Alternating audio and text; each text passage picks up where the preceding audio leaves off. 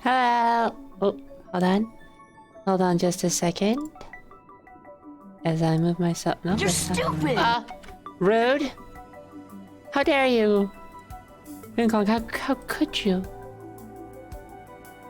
Oh, that's wrong. Oh, you tried to do a hi, didn't you? I get it. Hi! Hi. Hi, everyone. Oh, no. How y'all doing? Let's get an egg in here for now one. Gotta go here and go here. And gotta do here. Here you go. That's Green Clock's egg. Hi, everyone. Excuse me. We're gonna do a book Nook today. How's the me doing? The me's doing pretty well. I made good progress on Project U today, and I finished doing the collectible stuff for Kirby and the Forgotten Lands, so we can do the post game stuff next week. That's gonna be Tuesday, so that's exciting and fun. And now we're gonna have a nice book Nook stream, nice and cozy and chill and stuff. So that'll be good and stuff. At some point, I will have to go and hang up my laundry. That's gonna happen at some point. Let's go. I'm not even supposed to be here. Hold on a second. Boop. Boop. There I am. Hi, everyone. Now I'm over here. Hello. Whoa, your design is cool. Thank you very much, Meta7. Thank you. Thank you so much. I designed and made me myself. Books like to punch, right? We punch the words with our fists. We punch holes in the books so we can put little holes through them or a string through them and put them together. That's all we do with books, I think. You can also... Oh, Meta7, thank you very much for following. You can also totally punch a book, like a real tough big book, you know? That's gonna... That makes for a pretty good punching bag, you know? Also, hi. Yeah, so let me take y'all into the book Nook. Oh, gonna go through the garden, out the back of the castle, through the garden, and there's my little shed, and it's the book Nook. And now I gotta go turn it on. Hold on a second. Oh, I opened the door. Yeah, there we are. Wow. Here we are in the book Nook. We're gonna punch books today. We're going to specifically punch this book that I am holding in my actual hand right now.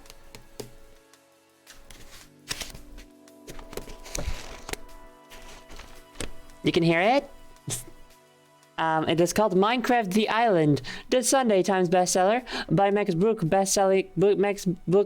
best-selling author of World War Z. It's a real book that we've been reading for a while. We're about 4/7 of the way through, I'd say. So that's exciting. I'm gonna train with no sound on. Oh, but I still had to use my egg. Oh, did I miss your egg? Where's your egg? Did I miss your egg? Where's your egg? You don't have enough points. Oh no! Oh no! I have too many funny rewards now. You'll just have to AFK. You'll just have to lurk and get points. If we punch book, it gives resources. It gives knowledge. It gives knowledge resource so you can spend on research and stuff. Hello! Hello, part of the stars. Hello, welcome. Yeah. So, we're gonna read book. These streams are shorter than my usual streams. I'm actually thinking of starting these later so that they end around the same time as a normal stream rather than start at the same time as a normal stream. I don't know though. I'll have to see what I feel like doing, you know? Today it's fine though because I have to go to bed earlier today anyway. I will do a sippy. Thank you, Green Clonk.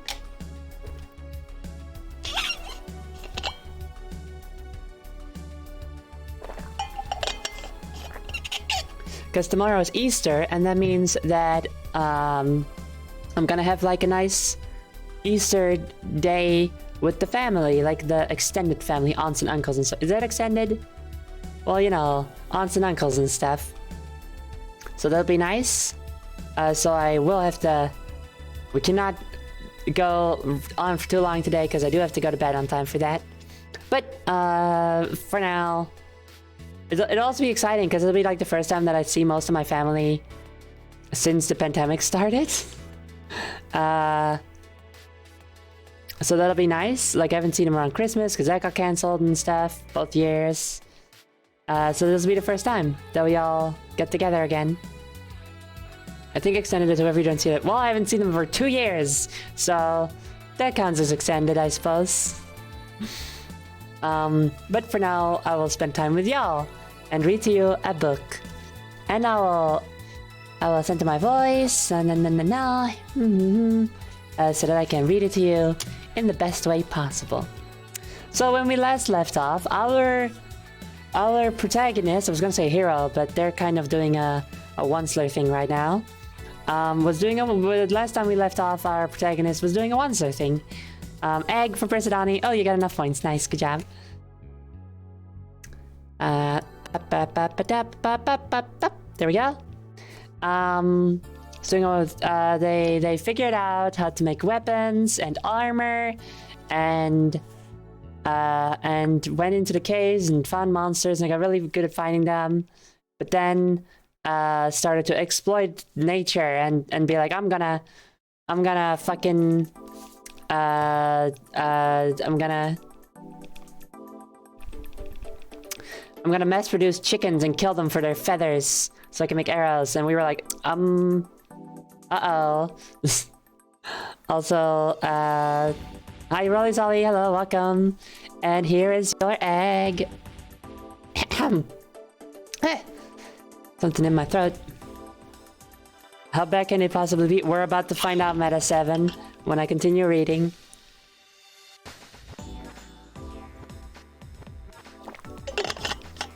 Yeah.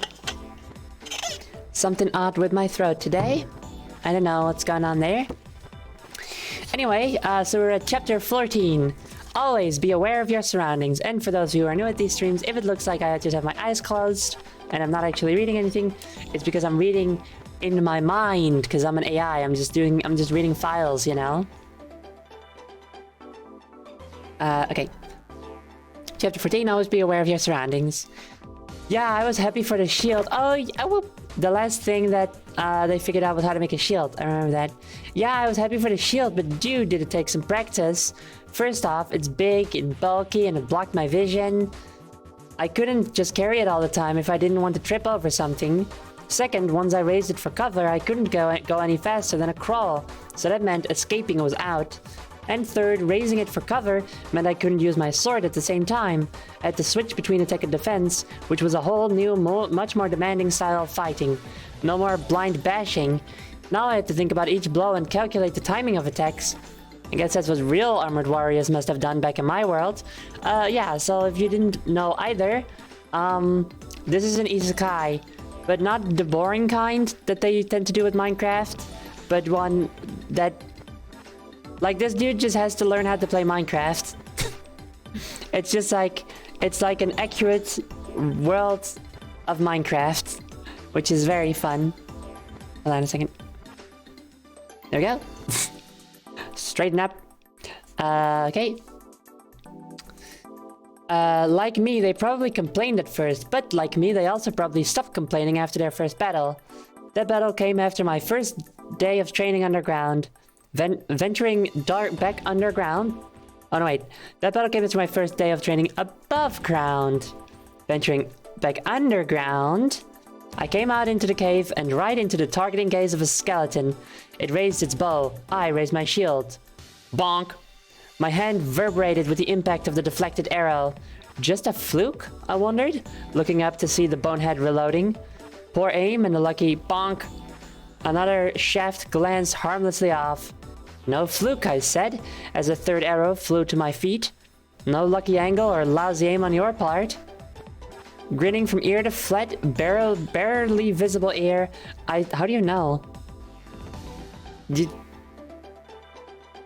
How would you... You can't see your ears in Minecraft. Unless you go in third person, but I feel like if the protagonist had figured out how to do that, Blocky, we're calling him Blocky, if they had figured out how to do that, they would have written about it, surely. Anyway, this shield actually works. It totally, absolutely, legitimately. I stopped pontificating the moment I peeked back up over the top. The skeleton, still shooting, not only began to retreat, but did so in a side-to-side kind of frenzied oval. Are you afraid? They don't have ear textures? I mean, I would...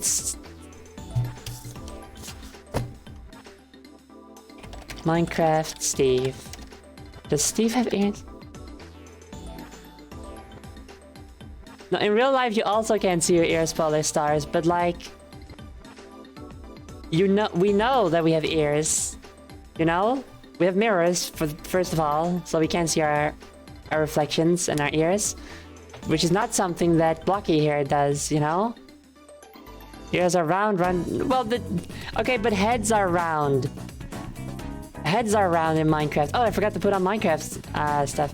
You can also touch them. Okay, but I don't know, because they can't bend their arms either. I feel like, no. I don't think you would be able to feel your ears, even in Minecraft. Maybe? Hold on. Okay, no, you would be. If you just pointed your arms right, straight up forward, you would be able to do that. But the texture just like has barely any ears, which I guess is, as it says. So I guess it checks out.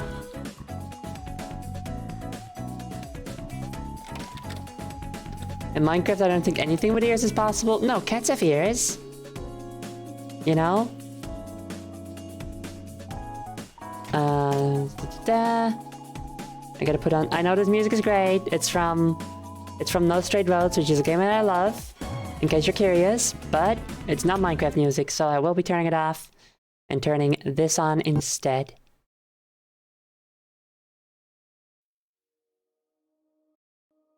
Let me know if it's too loud, or if you don't hear anything. You don't hear anything yet. I don't think I don't either. It's still coming up. Are you afraid about the skeleton zigzagging and stuff? Unable to answer, unable to do anything more than fire fecklessly against my mobile wall, the bag of bones clacked crazily around. I blocked another shot, waiting for it to reload, then swung down hard with Protector, which is what they named their sword. The skeleton reeled, then took another shot. Again I blocked, and again I struck, back and forth to its inevitable end.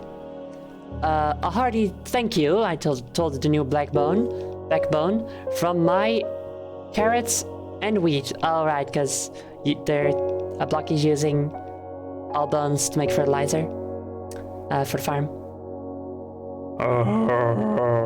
Gave me a howling moan, ending my witty, one-sided banter. Looking up, I spied an approaching zombie. Raising my shield, I absorbed the first blow without injury, just like the skeleton, I told myself, and lowered the shield to strike. Pow! Oh, shit.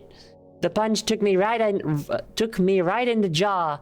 You're supposed to pause, I barked angrily, and raised my shield again. After taking the next blow, I tried another slash. Oof! I breathed through dented armor and bruised ribs. Grrr, groaned the ghoul, assailing my battered board. Retreating under a torrent of blows, I realized that shields didn't work in close combat. Whereas the skeleton had been a well-timed dance, this was more of a boxing match. Dude, that's like punching. I love it. Just like we used to, I said, backing up a few paces. Sliding the shield into my backpack, I shouted, "Time to change back!" Time to change back? Like into like the old combat ways, I guess? And gave my attacker a good slash across the face. With renewed speed and agility, I tried to keep just a few paces away.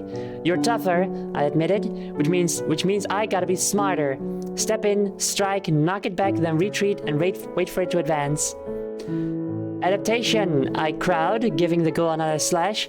Isn't that what some old guy once said? Something about the key to survival not being strength, but the ability to change? I assume that's a reference to a movie or something that I don't know. In a fitting response, the lumbering bruiser kept doing the only thing he and his kind had ever done, make a slow, plodding path towards me. That's why my ancestors conquered my world, I preached as Protector knocked him back, and that's why the saber-toothed cats and the giant bears and all the other stronger, tougher killers ended up in museums. Very sad. This kid is such a snob, I would kill that Skelly so quick. Well, it's a zombie, first of all. And second of all, I'm not sure if this is a kid. I think this could just be like a grown-ass person. I love how the book makes the comments sound way more intricate. I know, right? In the game, it's just like, and it's like, oh, duck and weave, oh, anticipate their movements, you know? It's very fun. The same with, like, getting hurt, you know, like broken ribs and shit. The way it describes some of the stuff is, like, way more in-depth than Minecraft injuries are. The reason why I think this is just, like, some grown-up dude is because it's based on a true story, quote-unquote. And it's written by Max Books, the best-selling author of World War Z. So my guess is that he was hired for some reason to write the Minecraft novelization, and which is, again, is a thing that exists. We're reading it right now, and I think, like, he was just like, oh, I'll play Minecraft first then to get an idea for what the story should be, and that's just what the story became, just him trying to figure out how to play Minecraft, you know? That's my guess. Grrr, snarled the zombie, recoiling with another chop. And that's where you'll be, in the museum, like the saber cats. I boasted, raising Protector for the coup de grace. When I finally conquer this, gasped the ghoul as my next blow knocked it out of sight. I asked, sounding just like the creature I'd slain. Oh, wait, okay. I asked, sounding just like the creature I'd slain and taking a step forward to investigate. The zombie didn't disappear. There was no puff of smoke. This time it had actually fallen out of sight, downward, and had nearly taken me with it. Whoa! I warbled, stopping short of at the edge of a cliff. I hadn't been paying attention to where I was going. I'd been too focused on the fight. Oh my god, World War Z guy made funny Minecraft? Yes! It's World War Z, and it is very cute if that is the true story, that it's just the writer playing Minecraft and then like, okay, I'll turn that into a story. I also imagine... Oh, hi Liv! I was just wondering when Liv was gonna show up again. I also imagine that, like, maybe it says somewhere at the beginning. Let's see. It's dedicated to Michelle and Henry, so I'm guessing that those are either wife and kid or just kids. So I also imagine that if we're gonna assume that Henry is a kid, Henry loves Minecraft, so, you know, maybe this is just a nice opportunity to connect with his child, you know? That seems nice. The zombie battle had taken me farther and farther down the cave, past my torches and around a narrow bend. I didn't notice that the temperature and humidity had risen, or that there'd been a light up ahead. Only when I'd knocked the zombie over the edge of the cliff did I finally stop and stare. Before me lay an underground canyon, deeper, wider, and just, well, grander than my tiny island up above.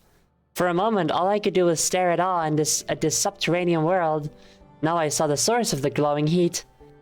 Streams of red-hot lava poured from several openings in the cliffs. These long, bright columns fell into a vast, boiling lake. I could also see water, thin blue lines falling from walls and the ceiling, crashing down into the lava, turning the air into a stifling steam bath. Just looking at the spectacle below made me dizzy, and imagining one misstep was enough to pull me back.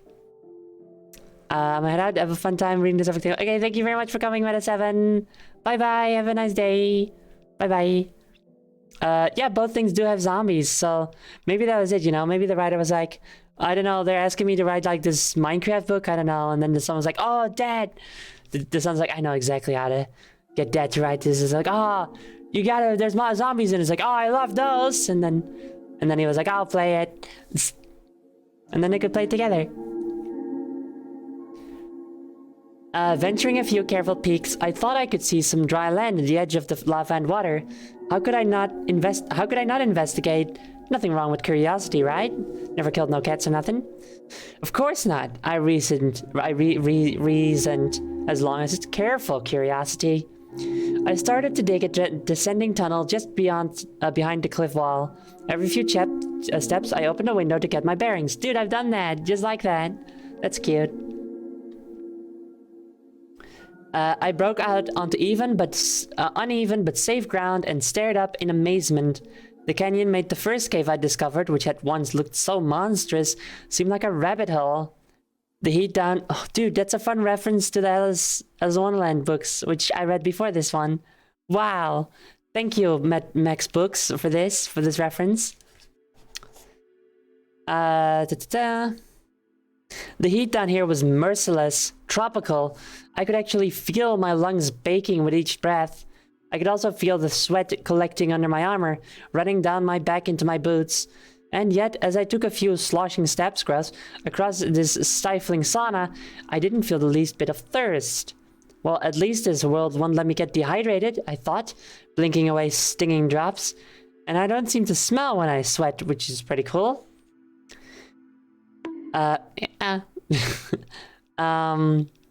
Cool. If only there was a way to beat the heat down here. I noticed that the nearest waterfall ended barely a few paces from my feet. Maybe dipping said feet for a few minutes could... Bad idea! I yelped as the current tried to wash me into the lava, half running, half hopping. I got close enough to the fall's tipping point to contain it with a ring of cobblestone. As the blue surge subsided, I gawked at the material it revealed. These were smooth black stones that I'm creatively calling Blackstone. Incorrect, not the name, but that's okay. I think by this point we've established that I wasn't a geologist back home.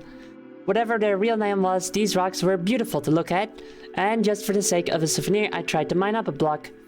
And trying was as far as I got because my pickaxe's iron blade was about as effective as my bare hands had been against standard stone. Well, you ain't going nowhere, I shrugged at the shiny black surface, then froze when it answered with a... Uh-oh. And now, I'm gonna leave y'all in suspense as I have a sippy.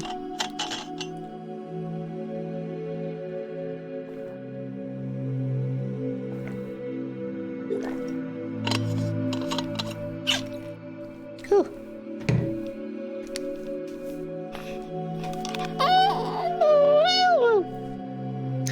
And a stretch while I'm at it.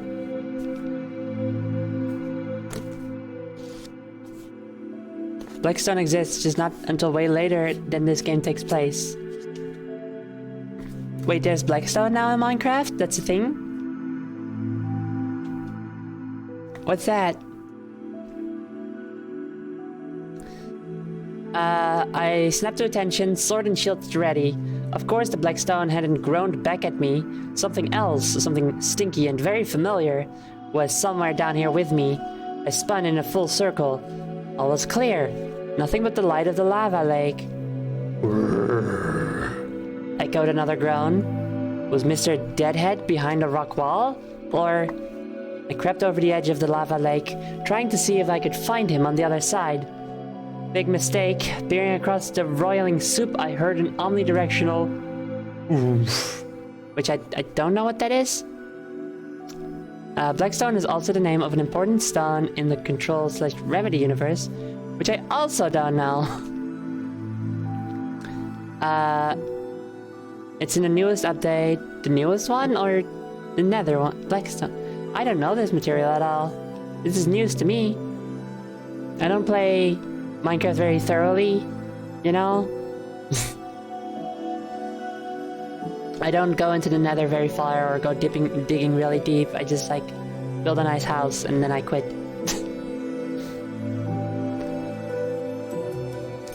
What does it do?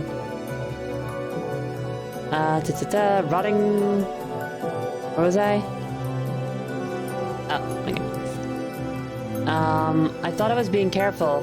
At 2 blocks away, it's not like I was actually at the edge. No chance of accidentally falling in, right? Gave me a snarling growl, then bang! festering fists benched me in the back, throwing me forwards and toppling me into the lava. Oh shit!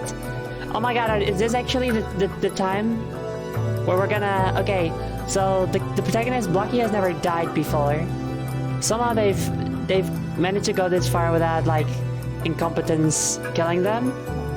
So I'm still very curious what would happen if they were to die. Would they respawn or what, you know? So, I mean, without water, well, I guess there's water all over the place. We'll find out. Maybe they'll survive, maybe they won't, who knows? All I could see was red, breathing it in, choking on liquid fire. It was an indescribable nightmare, the feeling of burning alive. First came the shock of adrenaline, then the worst pain I'd ever felt. I'd been beaten, I'd been bitten, I'd even been partially blown up. And yet all that suffering could not hold a burning candle to boiling and molten rock. Imagine every cell across your body, every nerve ending, every sensor capable of feeling suddenly rising in one wailing chorus of hell. Do you understand what I mean? You know? Okay, the music's a bit loud, thank you. I'll turn it up. Can you imagine? Can you... Oh... Oh, okay, it's only small. It's only small right now. But do you understand what I mean when I say that the violence is described with way more detail than Minecraft, like, needs? It's a bit extreme, right? And yet it was the total immersion, the complete body-wide attack of my system that ended up saving my life. As the pain receptors under my skin literally burned away, I was left with one numb nanosecond to move. And move I did. Okay, I don't think they're gonna die. As the flames flicked up before my blinded sizzling eyes, I swam with all my might for the Blackstone bank. I don't know when I climbed out of the scalding stew or if I continued to burn on land. Whatever was left of my rational mind locked onto the memory of the waterfall, stumbling, fumbling. Mercy. I was bathed in soothing, quenching salvation. Bang! Rotting fists stabbed right through the water, knocking me back towards the flames. I swung wildly, eyes just beginning to hyper-heal. Oh yeah, they have superpowers, you know how you can heal really fast in Minecraft? They're calling it hyper-healing. They caught a flash of rotting green. Protector swung, the impact of flesh and bone vibrating up through the blade. Sight and mind cleared in time for me to see the reeling zombie and to realize that, by sheer luck, its back, not mine, faced the roiling lake. On instinct I charged, smashing my shield into its body. Growled the ghoul as I dug in my heels, ground slowly forward and pushed it into incinerating sea. Oh my god, they're actually holding their shield up and pushing it. That's really clever, actually. That's fun. Just having a water, because this stuff is very taxing on my throat.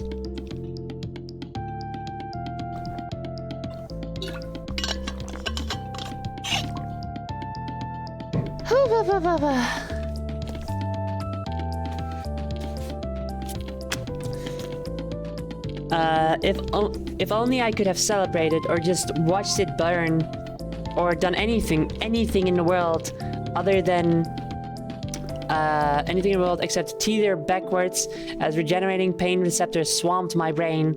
Grunts, screams, howls. I threw myself back into the waterfall for the briefest shred of relief. All I got was the sense memory of drowning. Eat! Wolfing down fish and bread, I could feel my body reform. And just as my physical nerves were putting themselves back together, my mental nerves fell apart. Never again, I swore, fleeing for the safety of the tunnel. Never go underground for any reason again. Stripped of my courage, traumatized to the core, I'd made it halfway up the stairs before another stopped me cold. They're waiting for me, I thought, sword shaking like grass in the wind. They're everywhere. Uh-oh. And then the voice came. Not from my ears, but from my head. That calming, doofy call floated in through my memories. Somewhere above me was a pal who'd stuck with me through all my trials and triumphs. What would she and my sheep friends have to say about surrendering to fear? Courage is a full-time job. They have like these little mantras that they do. It's fun. Nerves returning, sword straightening, I ascended the rest of the stairs, and saw for the first time that the cliff walls around me were practically riddled with tunnels. I'd been so preoccupied with the size of the canyon, so entranced with the awesome spectacle of lava, that I never noticed these mundane but nearly fatal openings. In fact, the zombie I just heard was growling at me from another cave opening across from mine. So that's where your friend came from, I said. Looking down, I could see another hole, just above the waterfall and just big enough for one of those reekers to slouch through. That's what that oof sound was, I continued to the other ghoul. Him hitting the ground just before he pushed me in. Moaned the monster as I shook my head with shame. At least I've learned something, I said with a sigh. And now it's burned into my brain, so to speak. Always be aware of your surroundings. You can really tell the author has written zombie horror. This is some very adult writing. That's what I'm saying. It's not written like a kid playing Minecraft. You know, it's written by like some adult playing Minecraft. Some adult having to turn Minecraft into a story, and the only way they know how is the way they've already written books, which are adult books. I wonder how well this book did. It's apparently a bestseller, but is that because it's good or because it's Minecraft and all the kiddies just wanted it, you know? Who knows? Chapter 15. Take care of your environment so it can take care of you. Standing on the edge of the cliff, feeling my courage and confidence return, I called out, "Not leaving yet, you hear me? I'm just getting started down here." Moaned the zombie, prompting me to wave. Come on over, I taunted, hoping to entice it into a death fall. Come and get me. I tried some more waving, some more coaxing. I think I even tried dancing, anything to trick it into taking one more step over the side. The ghoul just groaned a couple more times, then disappeared into the dark recess of its tunnel. Of course, I said with a sarcastic shrug. The one time one of you mobile meatloaves does something smart. With the mindset of a vigilant hunter instead of an awestruck tourist, I made a mental note of every cave and shadow and possible enemy hiding spaces. I also noted every mineral deposit, every seam of coal and iron and... Is that iron? I squinted at the bottom of the canyon, right next to the lava lake, at a collection of metal-flecked rocks. They had to be iron, what else could they be? But their color seemed just a shade lighter than the orange ore I was used to. Diamonds? Maybe. It's also very much more actual survival alone in a world with fucking monsters with existential philosophy and shit. And less, yay, fun block game adventure. No, that's exactly why most Minecraft novelizations that aren't official are just about, like, fighting like an evil wizard or whatever the fuck, you know? And the whole Minecraft, the fact that it's a Minecraft is fairly irrelevant. It's just like high fantasy adventure, but it's in Minecraft now. Because that's the sort of thing that kids would be more likely to read and write about if they were to make a story, you know? So this is way more interesting. It's much more interesting to... Because Minecraft lends itself perfectly to actual survival story, and not as well to fighting the big troll on the mountain. I don't fucking know. And saving the town, you know?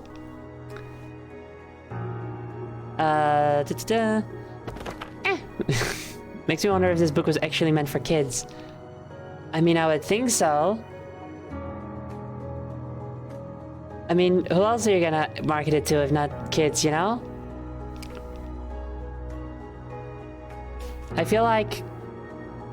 I imagine that Max Books just sort of like pitched this to Mojang, and they were like, oh, that's such a fun idea, yes, go ahead, you know? Young adult fans, yeah, but that's not your target demographic. I mean... Maybe, I mean, this was 2017. They weren't bought yet by Microsoft at that point, I think, so... Maybe. I mean, Mojang was like more fun before they got taken over by Microsoft, so... Maybe. You know? Who knows? It's possible that they marketed it to older fans. Situational awareness, I told myself, venturing back down the stairs. That's the official term, isn't it? Be aware of my surroundings. Reopening the entrance to the canyon floor, my eyes flicked frantically in all directions. Likewise, my ears scanned for any sound beyond the bubbling of the lake. I stepped gingerly across the black stone, shivering at the heat radiating up through my feet. That's not what you do when you shiver, silly. That's when you're cold. One false step, one missed mob. Stopping well away from the edge. I strategized how best to get to the other side. Option 1 meant tunneling around, which meant possibly breaking through into more lava.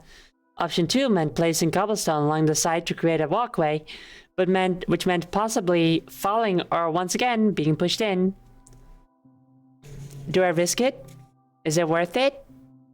If I hadn't been so busy shuddering at either of these scenarios, if I hadn't been so traumatized by nearly being killed 10 minutes ago, I probably would have come to option 3 a lot sooner. Standing on the black stone with water behind me and lava in front, I realized the solution. Water cools lava, I cried, eyes darting from one to the other. Just throw water on it. I turned and darted back for the tunnel entrance, then stopped with a shake of my head. Why go back when I've got everything I need right here? Placing a new crafting table on the black stone, I started to make a furnace, then jumped back as the crafting table promptly burst into flames. What? What? Pixie Bombay, hello, welcome. How you doing? Welcome to the cozy stream, get nice and cozy. I should have, you know what? I should be making some tea during Book Nook. I'll do that in the break, which we'll be doing. It's kind of a long chapter. We'll see when we do that.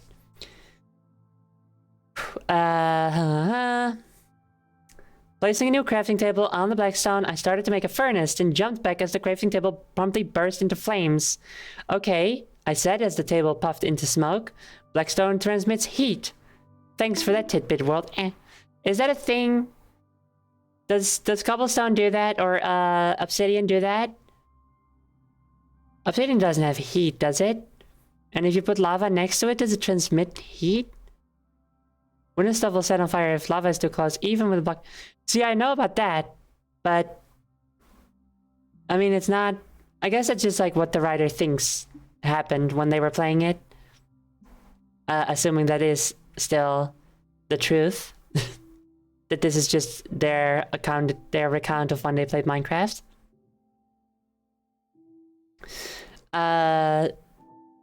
Laying down a layer of block cobblestone, which, by the way, was a lot easier on my slowly baking feet, I soon had my ingots smelting. I then built a cobblestone staircase right up to the base of the waterfall and filled my new bucket, then poured the liquid on the farthest blackstone block. It worked exactly as planned. The canyon around me darkened as lava cooled to shiny, solidified midnight. Well, I reassured myself, at least something good came from washing away my garden at that time. Scooping up the water, I repeated the process 2 more times, then walked onto a warm but solid surface. Let's see, I began, trotting over to the new mysterious ore. What are you? Oh, okay, I'm reading what it is. I totally forgot that this ore existed. Placing a torch on the wall, I gasped. Gold! I can't wait for Bucky to be super disappointed when they make a gold sword. The word glittered as brightly as the bounty before my eyes. Back in my world, it was the purest symbol of wealth. People wore it, hoarded it, killed for it. A plethora of terms were as embedded in our language as the rocks before my eyes. Gold rush, gold standard, golden opportunity, and now in my case, gold fever. Mine, I breathed hypnotically, the word taking on a double meaning. Mine! Oh, double, I get it. Attacking the rocks like an enemy in battle, I picked furiously for the irresistible ore. 2, 3, 4, 5. As a 6th gold flecked stone fell away, I gaped at what lay behind it. These freckles were lighter, whitish blue, and sparkled like the stars. Oh my, I whispered as a few swings freed the lustrous, finely cut gems. Diamonds! There we go! Fuck yeah, baby! Minutes later, I was rushing up to the surface, bars of gold in one hand and a collection of diamonds in the other. I'm rich, I trumpeted, dancing my victory dance across the meadow. The animals just looked at me for a minute, then went back to gobbling green. Don't you understand? I waved. I asked, waving the wealth at them. Don't you know what this means? Moo snorted with a sidelong glance. Yes, well, I tried to blow past her response. I know I can't buy anything with it on this island, but just look at it. Look at how beautiful, how useful. Running to the crafting table, I shouted. I mean, if iron is stronger than stone, then I held up the glimmering golden helmet. Uh-oh. See? Moo, countered the cow, forcing me to compare the two headpieces. True, the golden model looked prettier, but the metal itself seemed flimsier, softer, and less likely to protect me than iron. Yeah, well, probably won't make that much of a difference, I argued, refusing to admit that she was right. Going back to the crafting table, I placed the two diamonds I'd gathered above a single stick, and came away with the hardest, sharpest, most dazzling sword you can imagine. Okay, so... See, okay, hold on a second, let me catch my breath.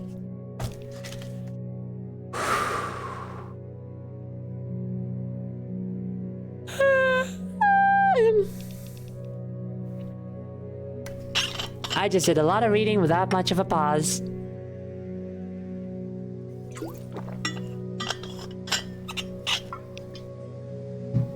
I was expecting them to make like a sword out of gold, and then they'd be like, "Aha! I'm sorry, protector. I don't need you anymore," and cast it aside. And then, you know, the sword breaks instantly and it goes back to protector. I was like, "I'm so sorry, baby. I'm so sorry. Please forgive me."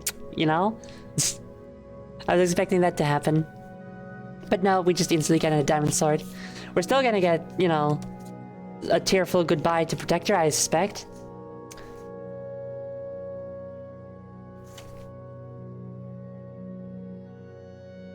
Ha! I belted. What do you say to this? Moo didn't say anything, and neither did the two parent sheep. At least I got an agreeable from Rainy. Told you this stuff was valuable. I strutted, marveling at the flashing blade. Move over, protector. Oh, well, that's not... That's a bit sudden, isn't it? That's rude. Rude to protector. I'm telling you, dude, they're turning into into the Onslayer. I don't often see diamond sword being the first item to make with diamonds. I mean... Well, diamond axe. I would make a diamond axe, but... Like, I would. But if I didn't know...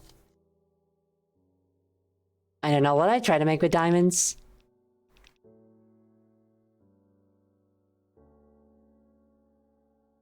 I have no idea. We gotta keep this book. I know, yeah, we gotta be careful with this book. Tumblr cannot find out about Blocky. They'll Tumblr sexify him so fast. Very dangerous. But yeah, they just sort of fuck off. They just sort of move over, protector. That's so rude. That's your trusty blade that you've been with for like a full week in-game time. Like, come on. You know? I said, pecking away the obsolete iron cutlass. So rude. Because it's time for Flash. Swaggering back to the hill, I called over my shoulder. Who knows what else I can make with more diamonds and gold? Weapons, armor, maybe even new devices I hadn't thought of yet? These were all justifications for the desire driving my feet. I'd fallen victim to a lot of things on this island. Hunger, fear, sleep deprivation, and now greed. We're in the money, I sang, recalling a tune much older than me. La da dee dee dee. I don't know the original song, so I can't actually sing it. But hold on a second, that's important. What song is that?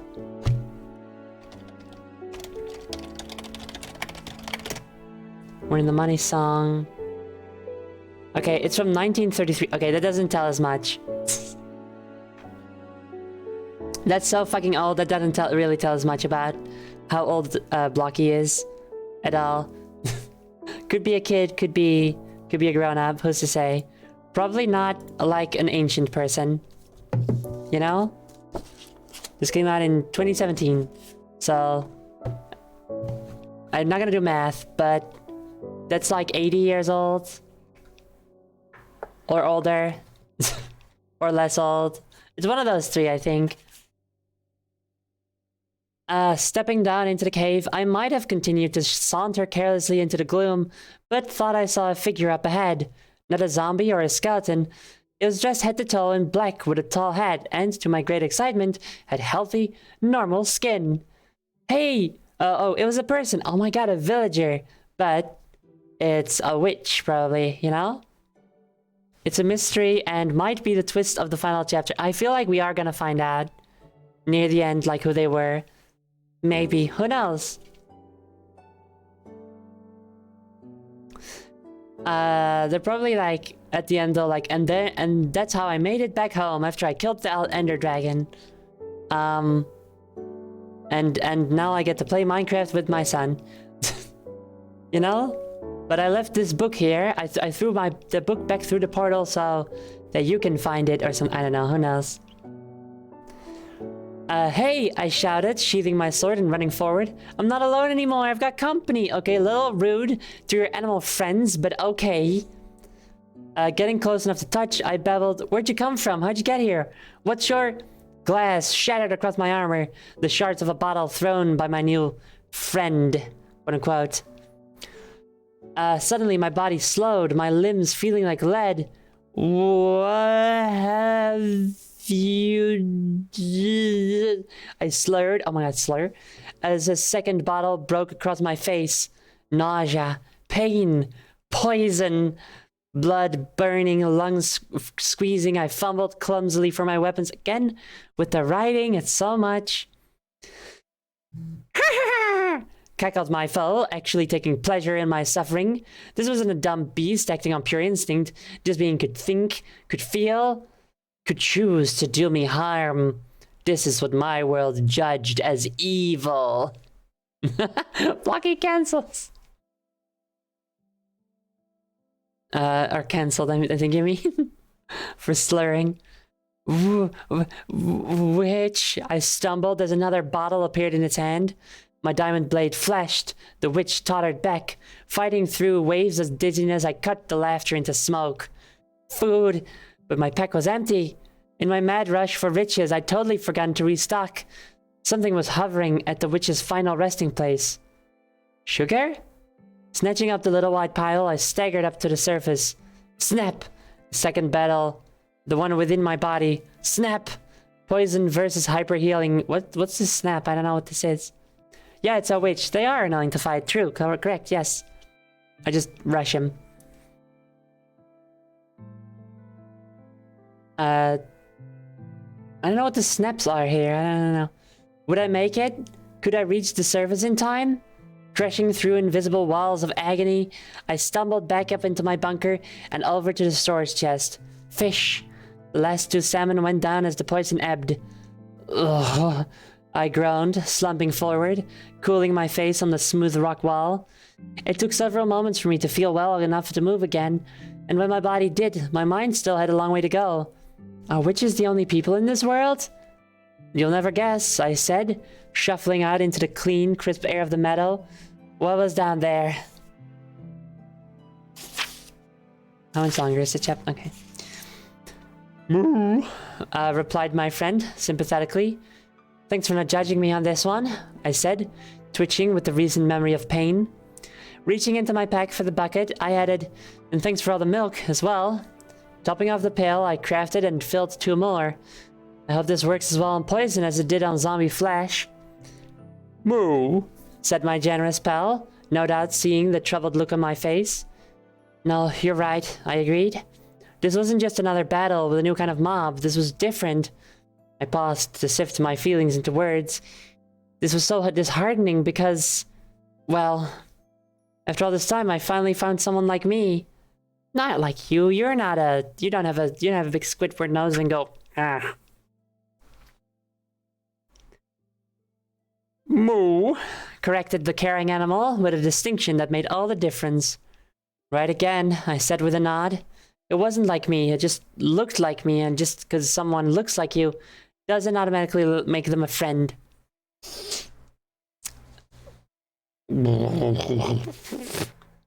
That's what it says, growled my stomach, responding to the smell of the milk.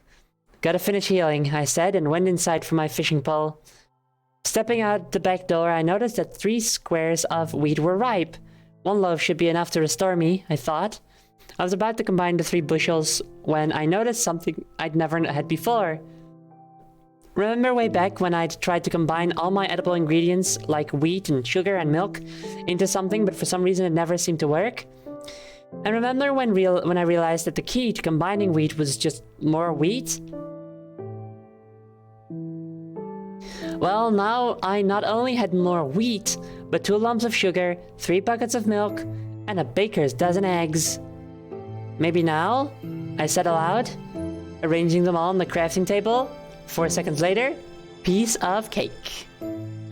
No, literally, hovering in the ether was a light brown frosted confection, complete with little red sprinkles.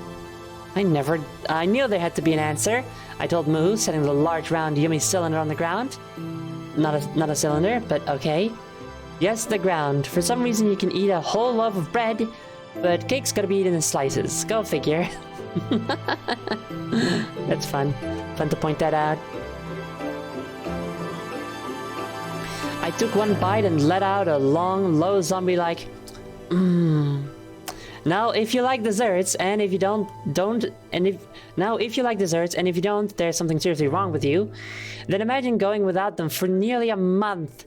Imagine living on a diet of fish, bread, and carrots, none of which had any spices in them, by the way, and suddenly biting into a slice of heaven. Oh, I groaned again, savoring the spongy, moist cake. You know, I said to Moo, this is the first sweet thing I've tasted since the word stuck in my mouth for a moment. Apples. Suddenly the cake didn't taste so good. No amount of sugar could counter such bitter memories. I'm not sure why it's bitter. I guess just because he doesn't have them anymore, or they don't have them anymore. They were so delicious, I confess sadly. So crunchy and sweet, and I burned up the trees that could have made more. My mind flashed to the accidental replanting of birch saplings, and how easily they could have been oaks. I'll never taste an apple again, I said, shaking my head. They're all gone forever because I thought the saplings were worthless. You moron.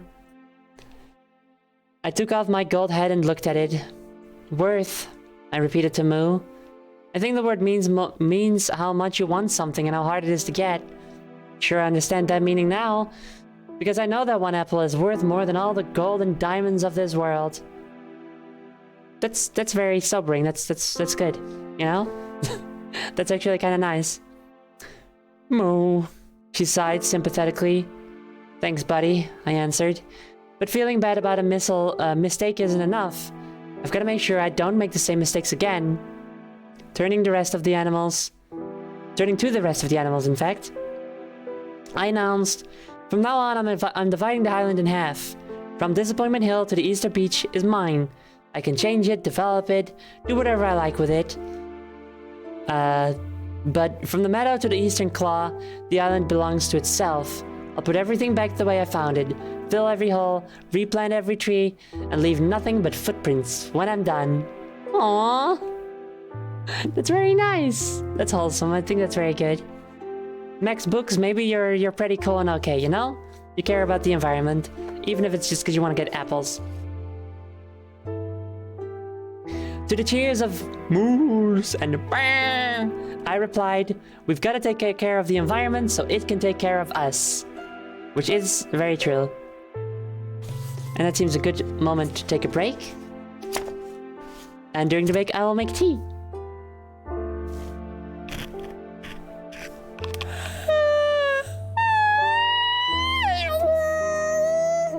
Stretch. Yeah, so, y'all, also, during the break, which will last like 15 minutes, because I do gotta make the tea and it takes a little longer.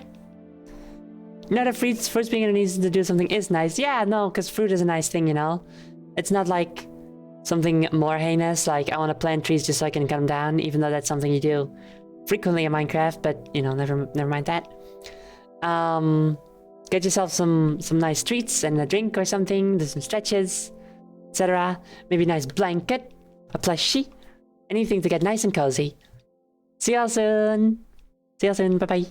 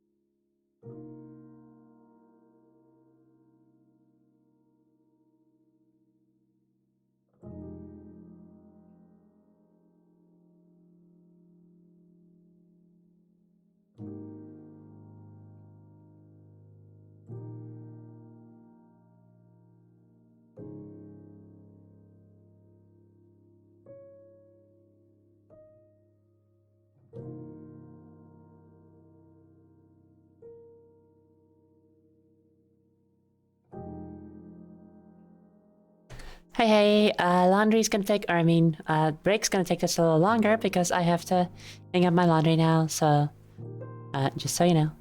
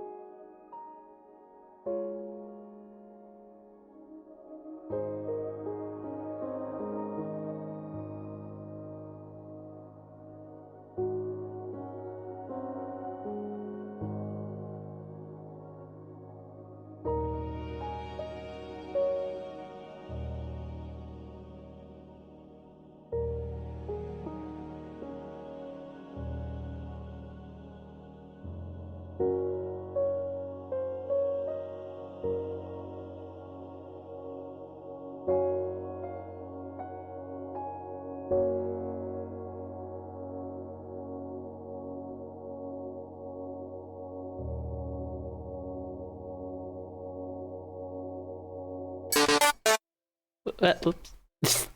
Hello. Hello everyone, I'm back. I'm gonna do some stuff here to get the tea. To get the tea set up. Hi. Hi. Hi, Clong.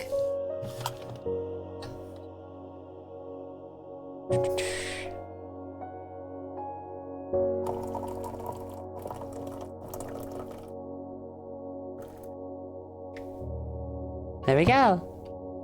Sorry about the sand stocking revolver. It was by accident. I've got my tea, and it's time to keep reading. So, chapter 6. Chapter 16.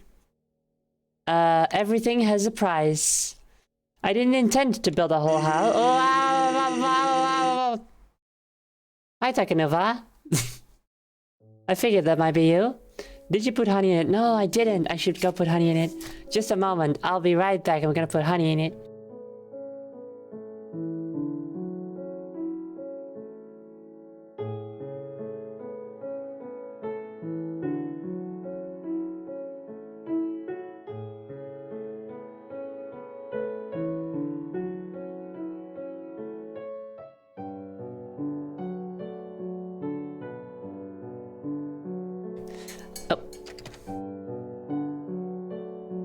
Oh, hi.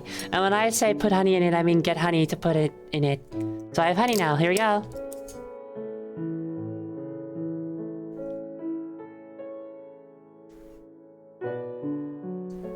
I should probably get a spoon for this, so I can stir it. I'll be right back. Oh, that's okay. It's invisible toaster. I didn't model it. It has a mesh, there's no textures. Okay, I'm gonna be right back. I'm gonna get a spoon.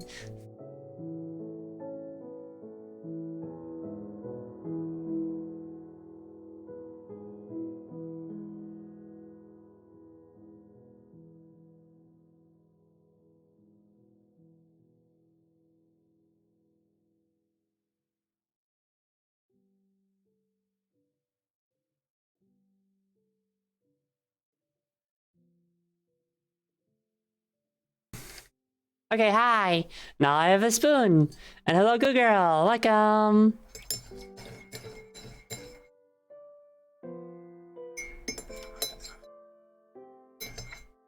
Stirring the honey. Egg. Boop. Egg for Takanova. Stuff that doesn't have texture are normally magenta colored. No, not here. It also doesn't have a mesh. Whatever. Shut up. It doesn't have a mesh either. I will not put an egg in the tea. No. I don't... I mean, I've never tried it. I mean, maybe it's good. Who's to say, I suppose. You know what is good, though? Chapter 16, everything has a price. I didn't intend to build a whole house. All I wanted to do was move the chicken coop. I hadn't factored that structure into my original environmental proclamation, so once I started scouting for a new location, I realized my options were limited.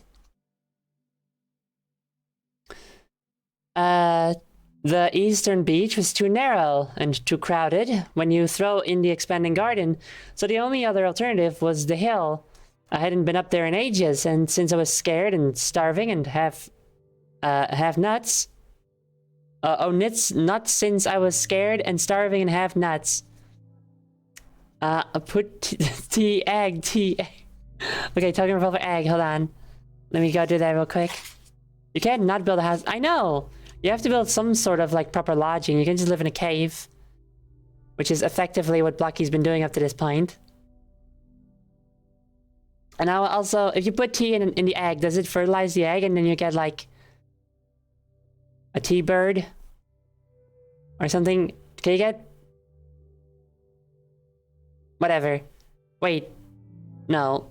If it's already fertilized and you put tea in it, so you So you effectively replace the liquid that's already in there with tea. Do you get like a chicken that just loves tea so much? No, I know you can live in a cave. I'm just saying you shouldn't, you know? I'm just saying. Polystar says, yes, that's how I was born. You get one of those sipping bird desk toys. And the thing is, like, we always have them sip water. That's not good. It has to be tea, actually. Water is not, like, proper sustenance for a sipping tea desk toy. Sipping bird desk toy. Uh-oh. Uh-oh. Am I gonna sneeze? I don't think I'm gonna sneeze. Nope. Remove one from the counter.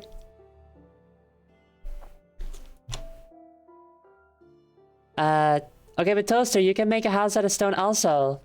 You know? It doesn't have to be wood. You know? You can even make it out of bricks. That's better. Oh no, we're going down. This counter's going down. Not great. I hadn't been up there in ages. Not since I was scared and starving and half nuts. Now clad in armor with a full belly, rested brain, and a cache of more items than I could store, I was finally in the state of mind to accept another treasure. The view. It was hard to believe that I used to feel such a letdown looking out over this beautiful island. The beaches, the woods, the dots of red and yellow flowers among the tans. I thought it said trans. Tans, blues, and greens, and so many greens. I'd never really noticed how the darker leaves contrasted with the lighter gray grass, which in turn couldn't have been more different than the brass-tingled stalks of ripening wheat. What a sight! What a sensation! Among the trans. When you go to Comic-Con in the Netherlands, you're among the trans. Seriously, last time I went, I just saw so many like trans people, and like trans merch and stuff. It's great in the artist alley, you know. The breeze alone was enough to give me pause. I'd been taking it for granted. Now, after spending at least half my time stuck down in the stuffy confines of the underworld, its gentle caresses were as delicious as fresh cake. Why didn't I come up here more often? I called down to Moo, and then, hearing her distant reply, realized I should have been asking a much more important question. Why don't I live here? My brother played Minecraft only once. He got a diamond, dug up, ended up in a frozen lake, and drowned, and he won't touch it again. Aww. Unfortunate. You should try to play with him. You know, it's more fun in multiplayer. As with so many of my critical decisions, this one came with a healthy dose of duh. Why am I cowering in a bunker like some kind of helpless refugee? I asked Moo. Mobs don't attack me indoors. Well, zombies do, but they only attack the doors, no matter if they're in a bunker or a house. House! I tingled at the idea. A proper home above ground. Civilized. Normal. Like a fucking boring-ass normie. New priority, I proclaimed to the animals, and got right to work mapping out the foundation. Construction took a full 4 weeks, which included acquiring all the necessary materials. At first I considered stone, although mining had filled several chests with it. The problem was that I didn't have enough of the nicer speckled white and pink rocks for a whole house, and the dull, drab cobblestone was, well, dull and drab. I wanted a bright, cheery feeling that wouldn't remind me of living underground. And so I settled on birchwood, 2 whole forests worth. Jesus Christ. I chopped down every single tree on the island, replanting saplings at the exact same spots. Very good. Chopping them down again and then replanting again. I hadn't forgotten to restore the land to its natural state. Normies don't know about my sick wizard tower. Normies don't know. Uh-oh. But they're only little. They're only little when I'm over here, so it's not a big deal.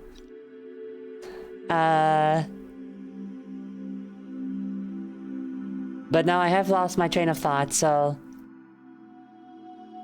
good job anyway, I guess. I'll continue. Where was I? Oh yeah. Constantly replanting saplings brought up the guilty memories of causing the extinction of oak trees. Oh. Little guy, attack!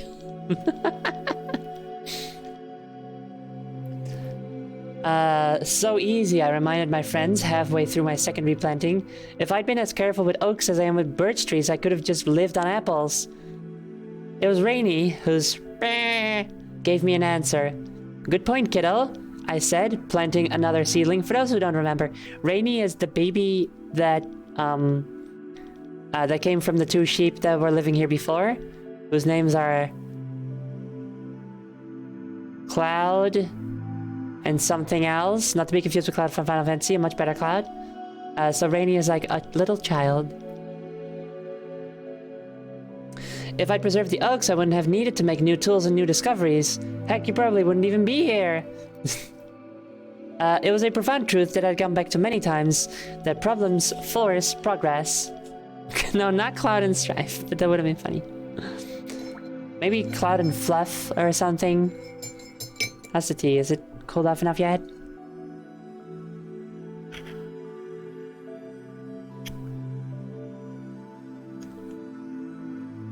No. No, it has not. No, I'm not saying it wasn't a mistake. I quickly qualified to moo, but mistakes can be a pretty good teacher. Maybe the best. When I'd finished my second replanting, I had enough birchwood for the primary structure, and it was quite a structure. 12 blocks long, 12 wide, 12 high, and divided up into 4 stories. Okay, you gotta note this down, because maybe we'll be able to like recreate this house in real Minecraft. Dude, I should like have a... God, I gotta make like a real reading model where I can have an actual cup of tea and a book in my hands. That'd be so good.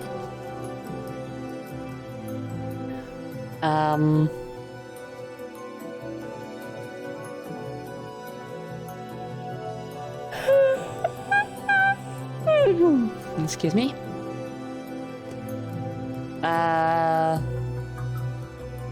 The first story was nothing but a grand entryway built right into the former side of my help sign. Oh god, that's so long ago that they made a help sign. I completely forgot about that until now. You know, until they realized like, hey, I don't think there's like any airplanes and stuff here. Double doors opened onto a spacious room ringed with glass windows and lit by overhead lava. No joke, 4 blocks of molten rock encased in glass. Fuck yes. Okay, maybe this house is a lot cooler than I thought it was gonna be. The idea had sprung from the original reason I thought to build a house, the chicken coop. I don't see how the chicken coop leads to using lava as lighting, but okay. The 2 sheep are named Tifa and Aerith, and this is their love child in a beautiful world where Cloud Strife doesn't exist. See, that's the dream, you know? You know what? You're right. I'm gonna name them Tifa and Aerith from now on. Yeah, chicken coop. Whatever. They wanted to move the chicken coop, and then that thought spiraled into wanting to build a house. But it's like, how did you get here? How does that put lava in to use as lighting? You know? I still had to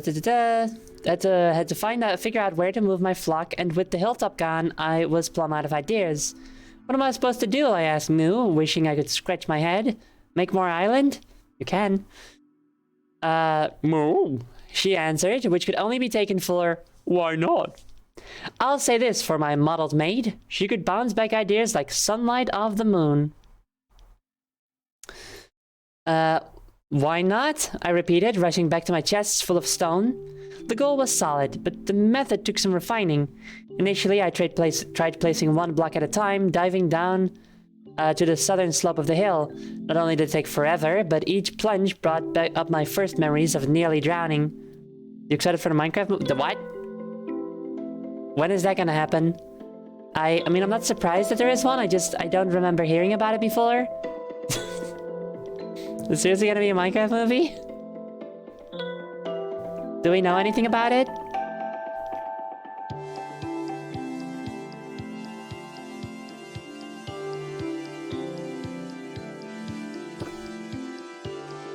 Oh, it's still hot! Why is the tea so hot? It's like I boiled it or something.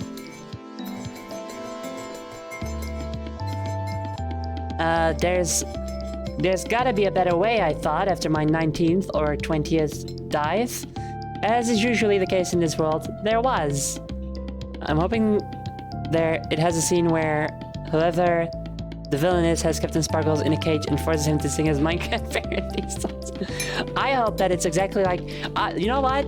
I hope it's an adaptation of this book. I think that would be good. Also, what kind of tea is it? It's rooibos tea, which is my favorite. It's the only kind of tea... I mean, I'll drink other teas without sugar, but it's the only kind of tea that I, like, really enjoy without sugar. Other ones, I'm like, eh. But rooibos tea is just, like, so good on its own. It's so good. So we back in the mine swinging our pickaxe from side to side, side to side. Na, na, na, na, na. I forgot the list of the lyrics. Hold up.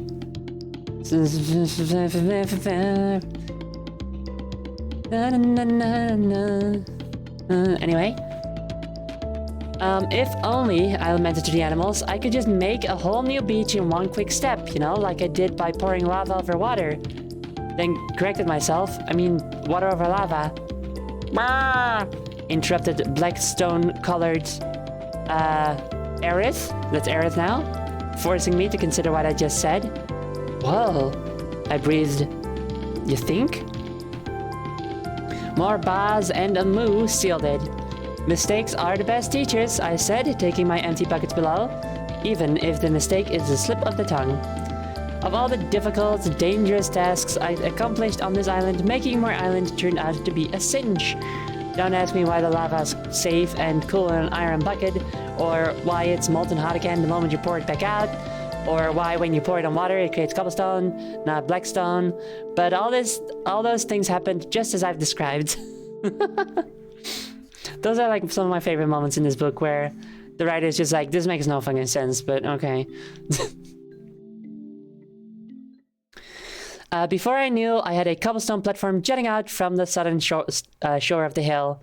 Not only was it big enough for a new coop, the fact that I could safely scoop the lava back up gave me another idea. 3 buckets later, I had my entryway lighting, which, by the way, illuminated a ground-level floor of blackstone. Ironically, the cooled rock had proved more difficult to obtain than its liquid variety. Eventually, it took a pickaxe crafted from the last of my diamonds, but in the end I had a smooth, black, lava-lit entryway. And that was only the first floor. Would you ever write your own Minecraft fanfiction? Well, I haven't. But I could. I think if I did, it would be... This looks weird. Why is my hand moving like that? I think it would just be about someone like trying to brute force their way through the game. I would take a similar approach, I think, where it's like actually like accurate to the gameplay of Minecraft. But rather than someone learning how to survive, it's just someone just not playing by the rules at all, like just like breaking through the game. Maybe, okay, you know what would be funny? Would be if a Minecraft speedrunner ended up in Minecraft but still like remembered Minecraft and knew Minecraft and just started speedrunning but in real life. You know, well, not real life, but you know what I mean. I feel like that could be funny.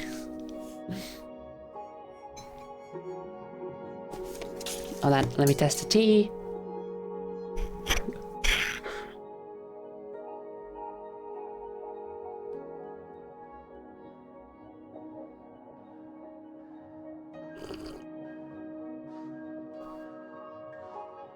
That's more doable now.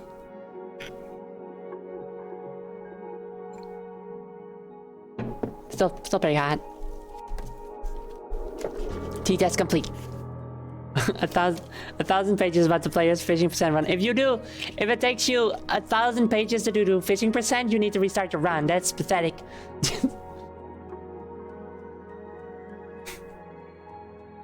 I'd write one about a villager trying to explain to this outlander that it was totally a good idea to build their town on this cliff and to cut one of their houses in half. Listen. If we can't get to our supplies, neither can the invaders. And that's the whole... I mean, I guess if it's just a fanfiction, it doesn't even have to be a whole novel. You could totally write that. That could be funny. Just a little short story. Okay, one story up was my wraparound kitchen. A furnace in each corner with chests and crafting tables lining every wall. I learned that wooden slabs, the same kind that made my upper floors and ceilings, could also be used as shelves. I made 8 shelves in total, 2 for each wall. I pictured... Okay. Why is your bookcase on the floor? Are you trying to get those books dirty?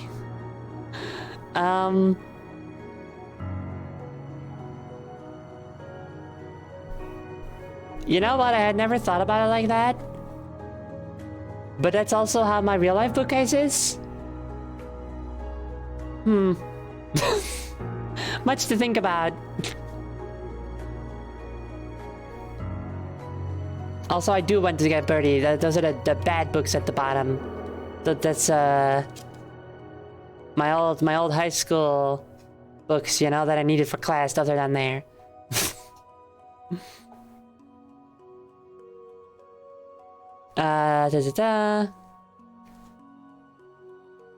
I made 8 shelves in total, 2 for each wall. I pictured how each would look with scrumptious, ever-fresh cakes on them, which would be infinitely more civilized than eating them off the floor.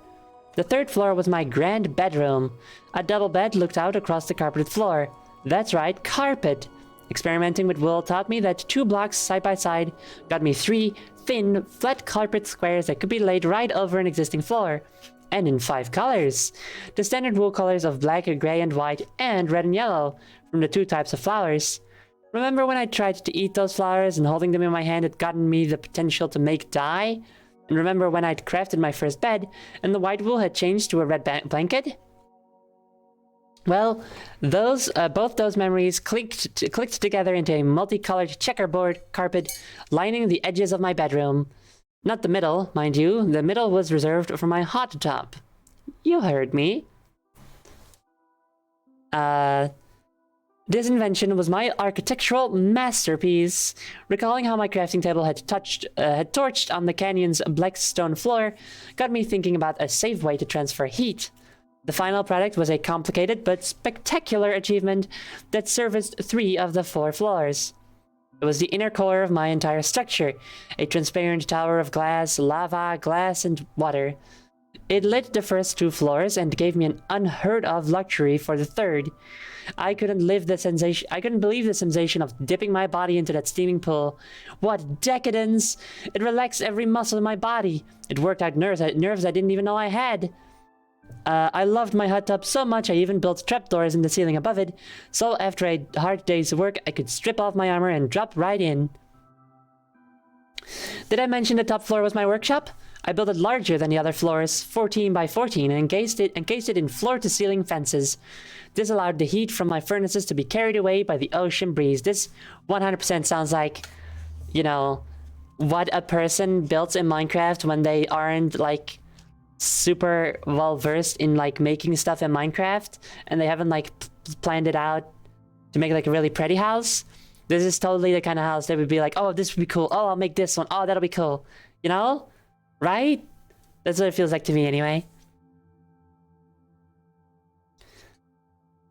Wait, I got it. Children's cartoon Minecraft about a Minecrafter who meticulously builds an entire castle with proper planning and all that nerd stuff and a caveman who grunts and hits the other player with rocks? Why? I feel like you could totally make like kind of a Roadrunner situation between a creeper and a Minecraft player though. Yeah, hold on.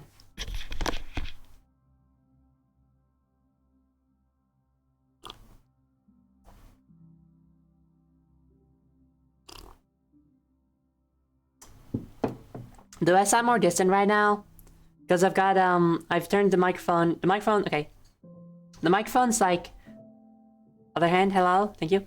The microphone's usually like over here, but I tilted it up to be over like there-ish, so that I can drink more easily without the microphone being in the way. Does it sound different? It sounds pretty much fine. Pretty much fine is not the same as the same. I need to know if it sounds the same. Hi Clown Socks, hello. Is your roof made of hay with a fire directly? No, it's a lamp. It's fine. It's a lantern. The fire doesn't come out. It's a lava lamp. It's okay. And Maniacal Toaster gets an egg. There you go. It sounds basically the same. I need to know if it sounds the same. Nah, it's fine. I'll believe it sounds good enough. How far are we? We're getting closer. We're like 2/3 of the way there. That's the same thing. Yes. Sorry, my nose is a bit itchy.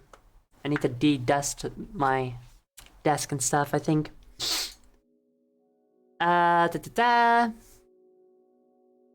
Where was I? Okay, like the kitchen, I stacked the corners with furnaces and lined the walls with chests, crafting tables, and my inimitable anvil. Standing on the roof allowed me to see farther beyond the horizon, which in turn gave me another idea, a watchtower. I'd already used some of my overflowing cobblestone to build an external staircase behind the back of my house. Starting on the former space of my earthen hut, it allowed me to zip from floor to floor in no time, and without ruining the uncluttered layout of my house. Initially, I thought I'd finish up the roof, but then seeing the view from up there, and seeing I still had a ridiculous surplus of cobblestone, I looked up at the passing clouds and thought, why stop now? We love a bit of hubris, don't we? Oh, that's so tasty. You know what else is tasty? This tea.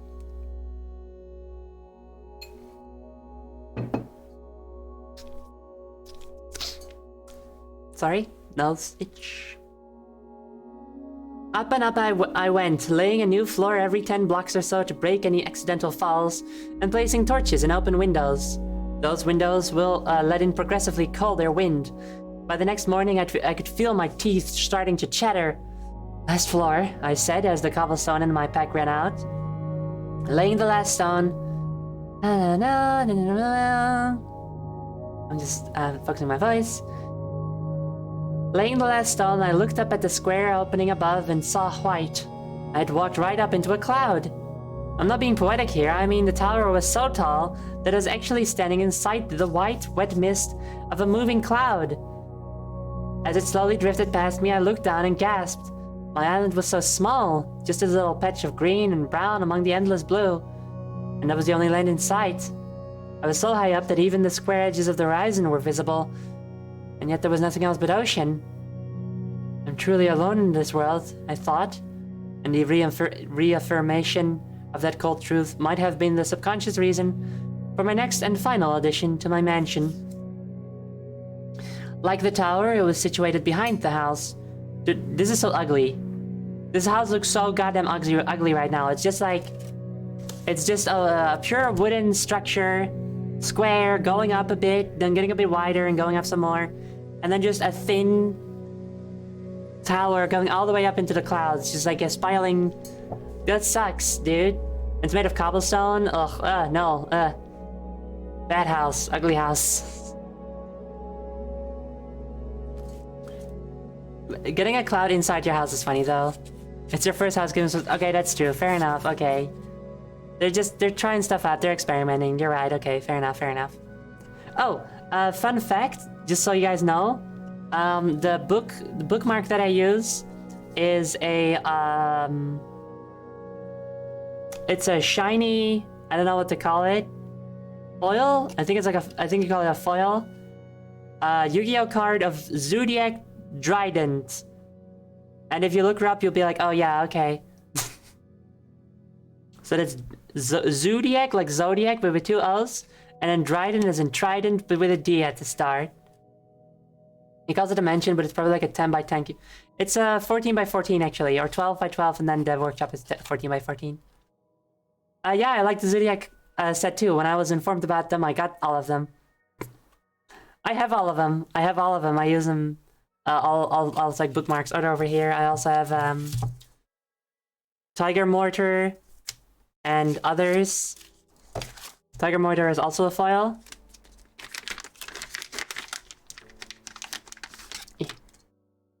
Dryden again. Shekanine, also foil. There's a lot of foils. And then others are in other books that I'm reading. Such as Bunny Blast. In case you're not gonna look them up, basically they're a bunch of like animal girls, you know, like you have cat girls, like just they're like girls with just like animal ears and tails and stuff, but also gigantic fucking gauntlets. But, and I will say this, none of them punch with them, they just hold other big weapons with them, which is like eh, but you know, still, they are very good. So that's my favorite Yu-Gi-Oh set, obviously. And I don't play Yu-Gi-Oh also, and have no other Yu-Gi-Oh cards. Wait, I have a couple fish cards that I also got because I like fish. Alright, where was I? Like the tower, it was situated behind the house, to the right of the stairwell, and accessed through a doorway at the back of the first floor. It was a spacious room, constructed entirely of sandstone. I chose sandstone over birch for a very practical reason. It was easier to clean, and I needed this room to be as clean as possible. Not that you would ever need to clean, up until they introduced copper, of course.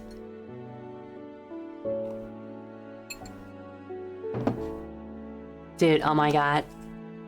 Having tea right here is such a fucking wonderful development.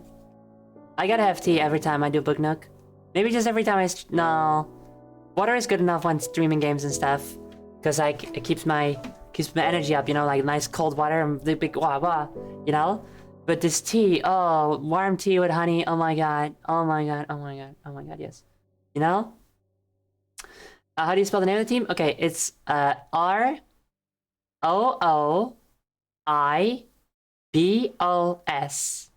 All one word, Rooibos. I think you would pronounce it as like Rooibos or something in English. It is not as exclusively Dutch, but that's how, you know, it's pronounced. Okay, it was easy to clean and I needed this room to be as clean as possible. After all, this was my bathroom. Oh. Thank you. Okay, you're welcome, no problem. Please enjoy the tea, it's really good. I think so anyway.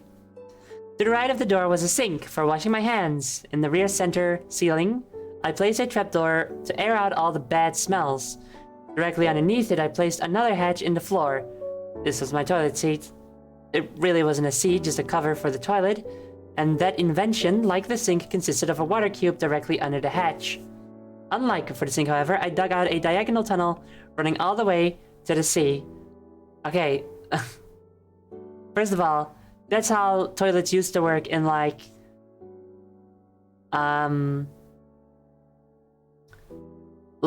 roadside stops, like gas stations and stuff in some countries, such as France for a while. Or well, for you know, up until like fairly recently ish. And it sucked. It was really bad. You would just like have to squat above a hole. Very, very bad. Did not enjoy. And it worked. I dropped a cube of brown dirt into the water, ran down to the beach, and watched it wash out into the open ocean. Moo! I called, running from the beach back up to the house. Moo, come here, you gotta see this! She snorted, clearly more interested in the patch of grass before her. No, for real, I insisted. You have got to see this. This is weird. Imagine if you built a toilet and you were like, oh my god, come look! Like, it works. Watch me test out the toilet. Weird. Weird. Uncomfortable.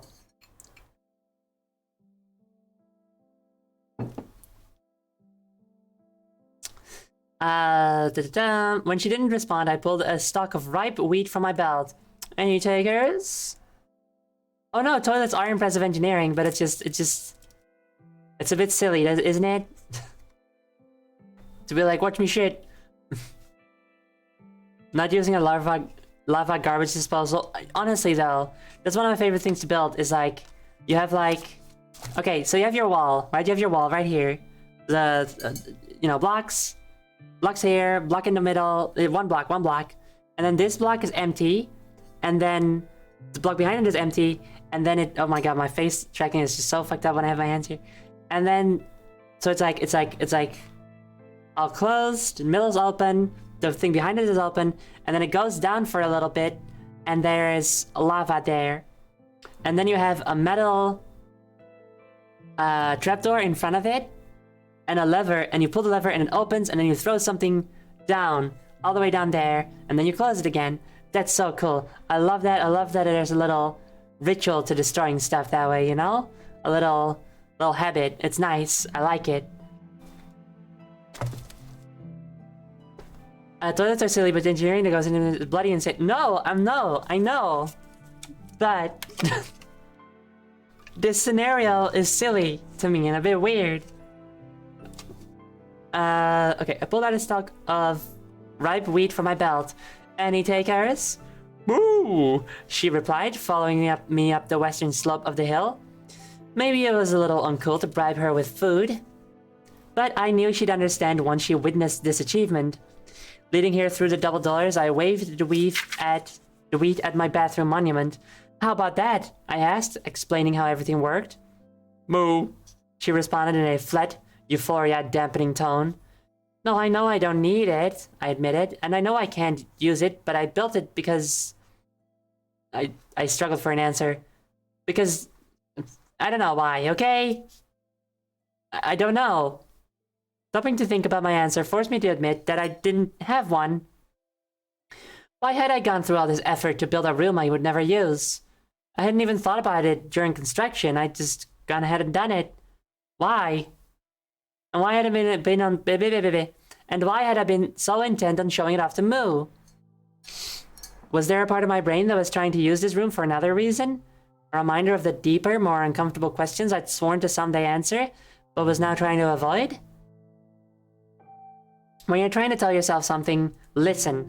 I should have realized that right then and there. What I shouldn't have done was try to deny the confusion bubbling up uncomfortably from my gut. What I shouldn't have done was try to change the subject.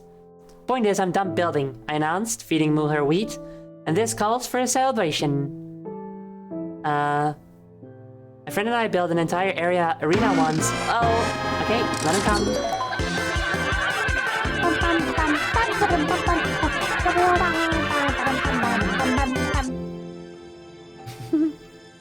These little guys. So cute. Imagine if they were actually that small, that'd be so cute. A friend and I built an entire arena once with a whole redstone system to shoot out more mobs and traps. That's sick. Even had a whole betting system where you'd have 2 spectator rooms where who'd bet on each side, and the losing bettors are drowned and their stuff gets funneled. Yo, that's awesome! That's really cool! That is so fun! Ah, oh, dude, if we ever have like a community Minecraft server, we gotta build that. I want to have betting nights. That's so fun. I want to see that happen. I want to see people drown and their stuff. Oh, that's cool. Attack you! But they're only little guys. What are they gonna do? They're so little. They use Lego sorts for weapons, and they sit on like those little spools. They use those for seats. I was put those TNT traps where you'd fall down a pit and go kaboom. Also fun.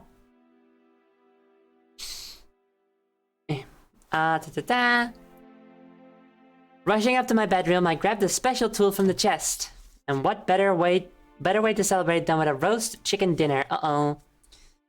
Maybe it was just timing. Maybe the hearts rising from Moo after her meal would have vanished anyway by the time I came back down with the axe. Or maybe it was an expression of her feelings. just like the long, low moo that followed. Don't start in with me again, I said, making for the door. We had this discussion already.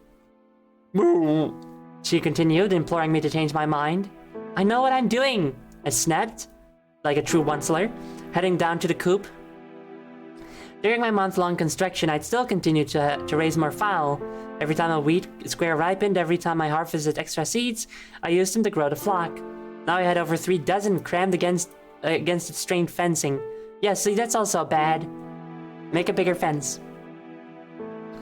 Free food, I thought, wading into their midst. And I say waded because they were packed so tightly it was like trying to walk upstream. Some looked up at me as I approached, expecting, no doubt, to be fed. Even when they saw my empty hand, some continued to stare up at the falling eggs. They didn't run. They didn't fear.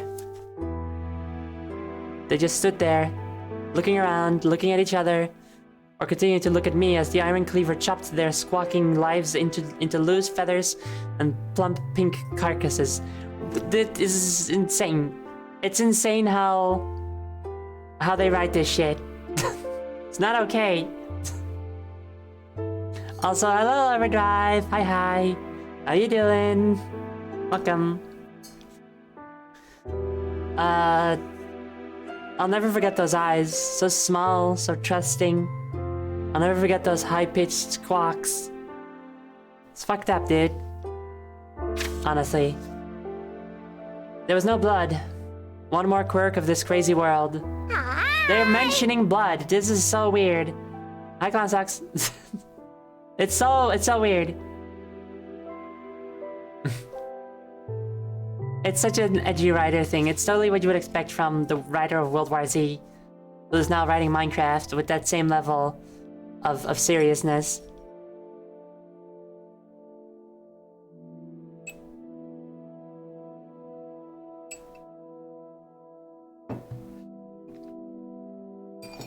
I like how there's a detailed paragraph about how a chicken dies, but then you have the Minecraft story mode where a pig has a sad death scene to just poof into a pork chop sprite. I know! That's so, like, I will say, this is the better story than Minecraft story mode, which sucks. But, like, it is very funny when that happens in Minecraft story mode.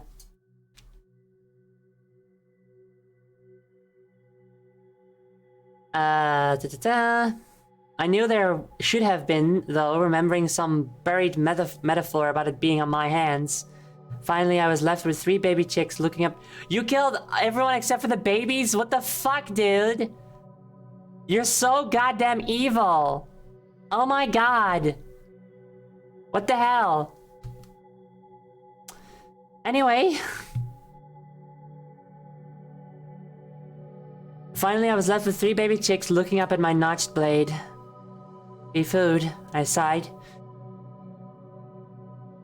Then brought the axe down for the last time. Oh, on the pen's gate! Oh, shit! Oh my god. Go on, I told the hatchlings. You're free. You're seriously killing every single one of them except the babies and then let them go, though? Like, I'm glad you let them go finally, but come on. Meanwhile, real-life butchers just cut their heads off and go about their day. Yep, but, you know... Maybe this is... Maybe they could learn something. Maybe they need to get isekai'd, you know? The chicks didn't budge. Go on, I yelled. Go, get out of here! They only meandered in small, lazy circles, as if the mass slaughter of their community had no effects on them. Okay, fine, I barked, raising my weapon again. I chopped up the rest of the fence until there was nothing left but the cobblestone base. Oh yeah, they were living on cobblestone the whole time. That fucking sucks.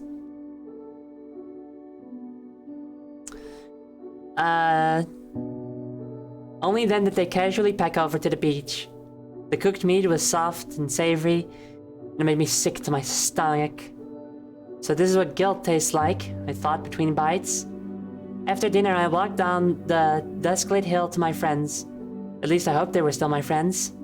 What would they think of me after what they'd seen? Was it even half as bad as what I thought of myself?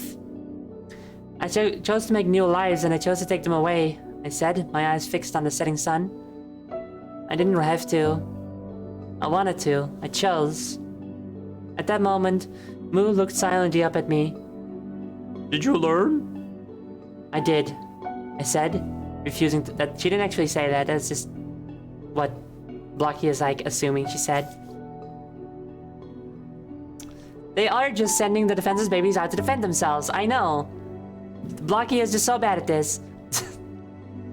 But at least they're learning, you know? So, did you learn? I did, I said, refusing to meet her gaze. I learned that nothing is free. Everything has a price. Especially if that price is your conscience. Satisfied, Moo looked away.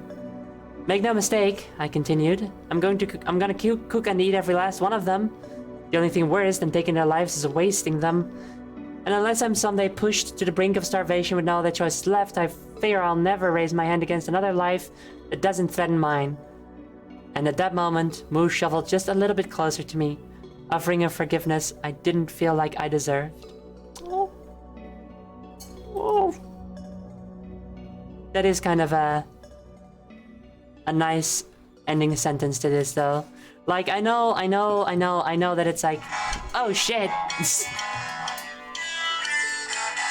Oh my god.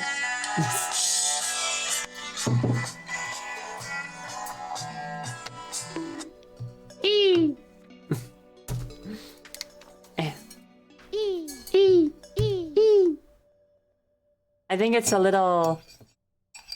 Cowden trembles Blocky to death and gets this victory royale! No. Tifa and Aerith and Rainy are still there. But I think it's a little... We just had a break and we're at the... Hold on a second, let me just check something. Because this is the end of this chapter. So let me just check how long the next chapter is, because maybe we'll end the stream here. 1, 2, 3, 4, 5, 6, 7, 8, 9, 10. That's not that long. That's great. I think we can do another chapter. Here's how I feel. What do you mean? This book is fun. I'm having fun reading this book. I mean, I know that it's a bit wonky and a bit strange to have this kind of writing for Minecraft, but I'm enjoying it. I think it's fun. You know?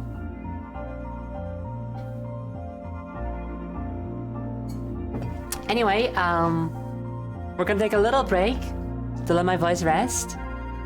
Though I will say that the tea has been helping a lot with that. And then we'll read one more chapter for today. It's making me want to play Minecraft every week. You can though! Minecraft is right there for you. Minecraft is there for you. Minecraft will always be there for you, Green Phone. Because Miku made it for you.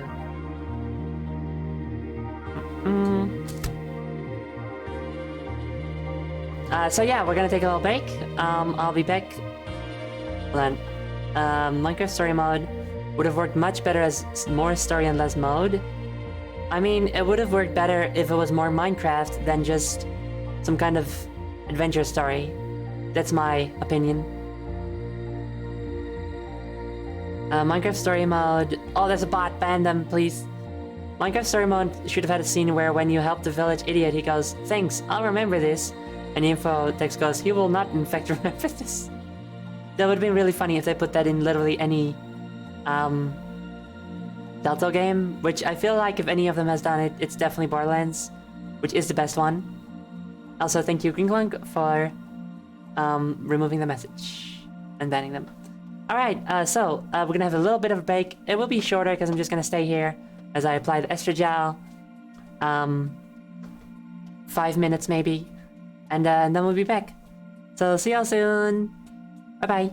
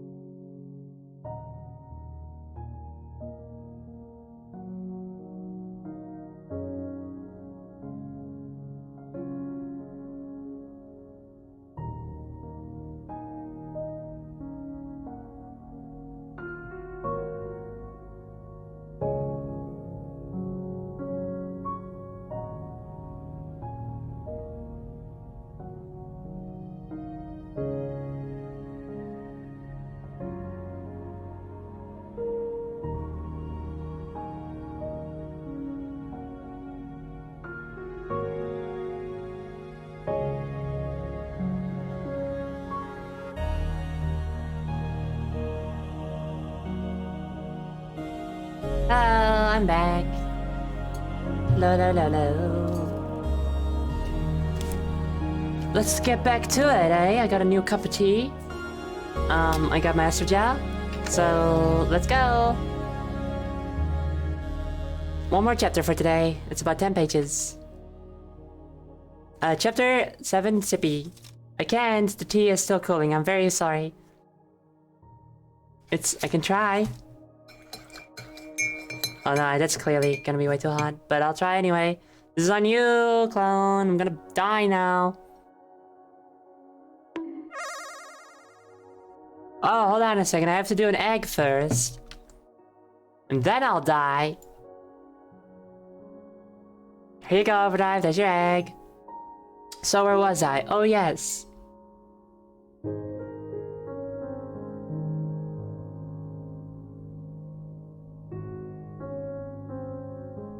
Ah! That's hot. It's too hot. So anyway, where were we? Chapter 17. It's not failure that matters, but how you recover. I'd like to say that it was a nightmare that woke me up in such a funk. It would have been a nice excuse, but the truth is that, just like the first time, I didn't remember anything. Even if I had, I doubt I could have competed with the horrible memories of what I'd done the day before.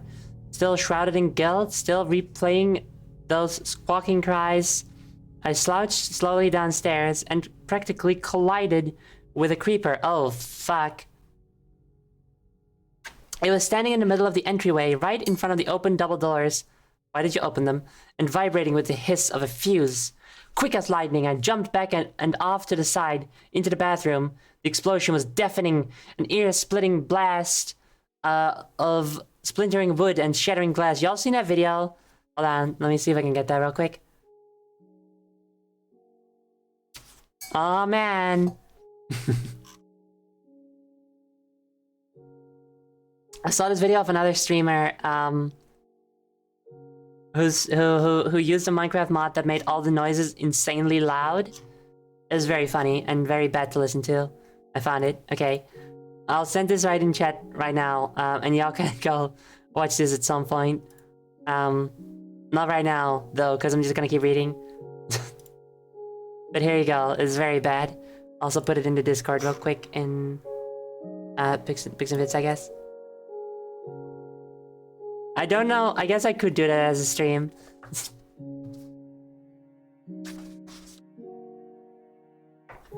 I don't know if I want to do that as... It just... Maybe. It just sounds so bad.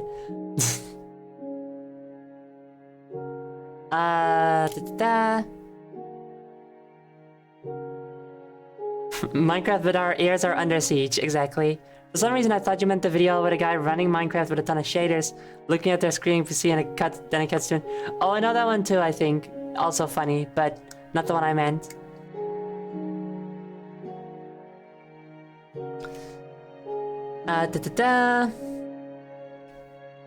The explosion was deafening, an ear-splitting blast of splintering wood and shattering glass. Unheard, I twisted around to a sickening sight. The entryway was destroyed.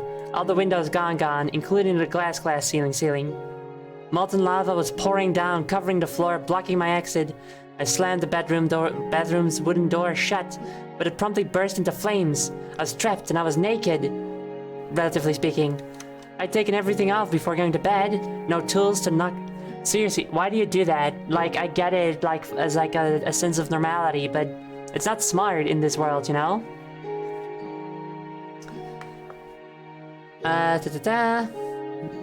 No tools to knock out an exit, not even a spare block of cobblestone to seal the other way. You made it out of wood, though. You can just...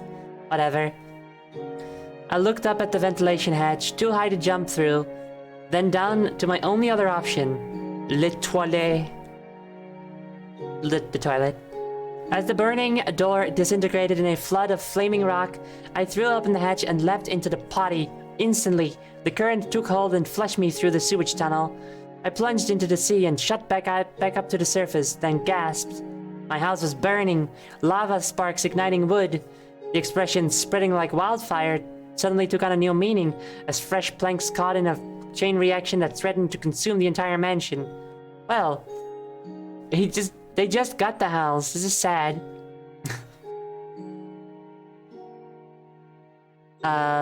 My sense of humor is so devolved, I nearly cried laughing at the link of it. It's really funny, though. It's very funny. But it's like that kind of funny where it's like, I don't know if I would think it's funny for a little while if I were to play it myself, but like, I don't know if it would... I feel like the humor of it would fade quickly if you're the one playing, you know? Was there some way, any way, to smother the flames? Maybe a bucket of water? But all my buckets and reserve iron were either in the entryway or up in the workshop.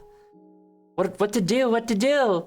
The flames rose and spread, eating my beautiful home like a flickering, ravenous beast, and leaving, like the discarded bones of a meal, fireproof objects suspended in midair. Windows, chests, furnaces, all surrounded by cubes of flowing lava. The hill was now a volcano. Blazing liquid oozed down the eastern slope before me, demolishing my precious garden. And on the western slope... The animals! Oh, fuck! Oh, no! You should just punch the fire, but I don't... That's not anyone's first thought, you know? I don't blame them for not doing that. Heart racing, I swam around to the meadow. I hope the animals are gonna be okay. Oh, no.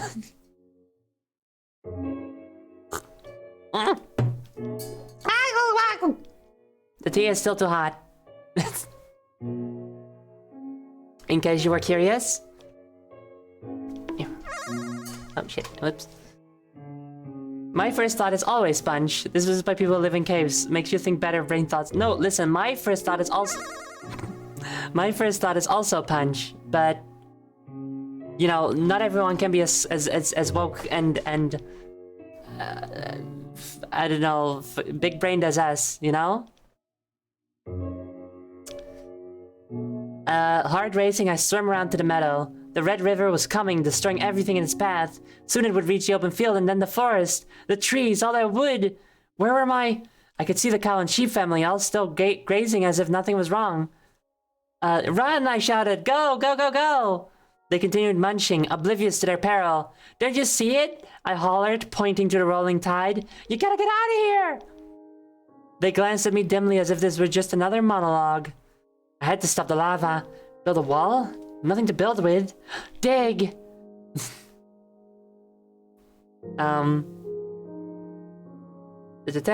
Frantically, I tore into the earth with my bare hands, trying to cut a trench between my friends and a fiery fate. Blocks of earth flew into my belt as the lava reached the meadow. Another 2 squares and it would be on me. It would be on me. I don't know, whatever. Scorching my hair, baking my face, popping, bubbling, laughing heat. Here I come. Made it. I jumped out of the trench just a half step ahead of the flaming flood.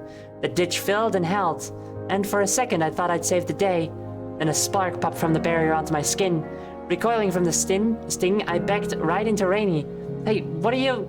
I began, but stopped as the sheep ambled right past me. No! I shouted, pushing it back. It was like the lamb couldn't see the trench. Didn't know that certain death was only a few steps away. Get back! I roared, shoving the deluded animal. Help me save your baby. This is really tense. This is very scary. Music is loud again? Oh, okay. I haven't even changed the volume, but I think it's just like a louder song. Help me save your baby, I shouted to its black and white parents. In a gut punch of irony, I saw that the parents were also casually meandering over. What's wrong with you? I yelled, trying to jostle them back. I was just pushing Tifa, not the actual name, Tifa, into the tree line when a sound turned my stomach to stone. Moo. Eyes flicked across the meadow. I saw my cow, my conscience, my best friend in the whole world, on her way to a flaming execution. Moo! Moo! I screamed, sprinting over to bodily bounce her away. Please, you gotta understand, I begged. You're gonna die, don't you get it? You're gonna die! She wouldn't listen, wouldn't stop. Please, Moo, I pleaded, racing back and forth between her and the sheep. Please, please, just listen to me. All of you listen, please. This is so extreme. This is so intense. This is so much.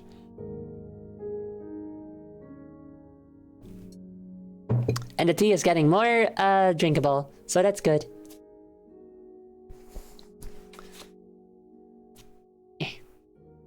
Oh, a book was thrown at me, Consox. This is what he doesn't get. The animals don't care because their brains are horribly too big. They got the good thinking instead of the easy punching good, fire bad thinking. Blocky is very attached to their animals, and it's cute, but now it's tragic because they're maybe gonna die. At that moment, I heard a sickening "Meow!" as I turned to see one of the chickens stepping into the fire-filled trench. A bloom of orange and red, a flash of feathers and cooked carcass, and then it was all gone. Look, I shrieked through hysterical tears. Don't you see? They didn't. Something in their brains and the rules of this world, a fatal blind spot, a cruel joke. Stop it, Moo, I thundered. You stupid bloody hamburger. Oh my god. My fist shot out, socking her square in the face. Now you're getting it. Just punching, you know? They are the only animals on the island. Of course, yeah, they're the only animals, and they're only other living things on the island that aren't plants or trying to kill them. So I get it. With a flashing red, "Moo!" she ran from the flames. I'm sorry, I cried, punching the sheep away. I had to. They ran to the safety of the trees, stopped, and to my throat closing horror, began slowly walking back. I couldn't keep punching them forever. Another blow might kill them. And I couldn't keep pushing all of them back. Eventually one, or maybe all, would end up fried in the ditch.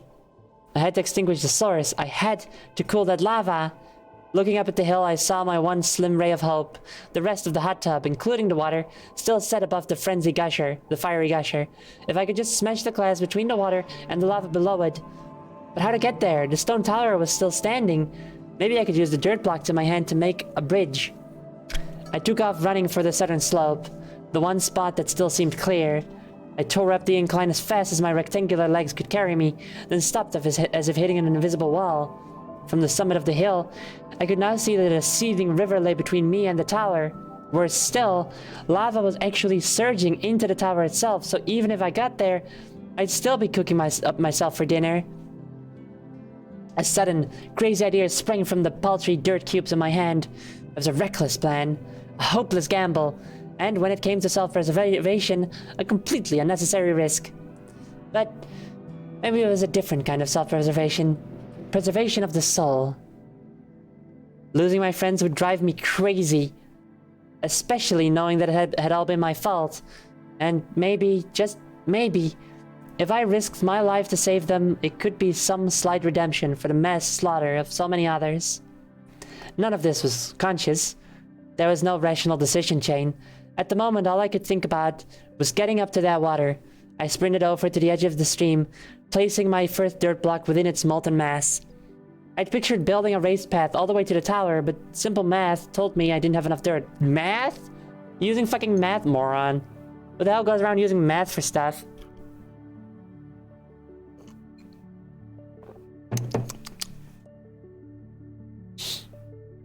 Cringe. That's cringe. I'd have to stagger them over other squares. I'd have to stagger them every other square and jump perilously from one to the other. I hopped up onto the first block, then the second block, then turning back to the first. Tried to punch it back up. I thought if I could collect the dirt behind me, I could remake a bridge into a bridge from the tower to the hot tub. I thought wrong. No sooner had the earthen cube been released from the floor when it incinerated into the lava's heat. Car battery! Oh. Boop. Just a little bump. It's okay.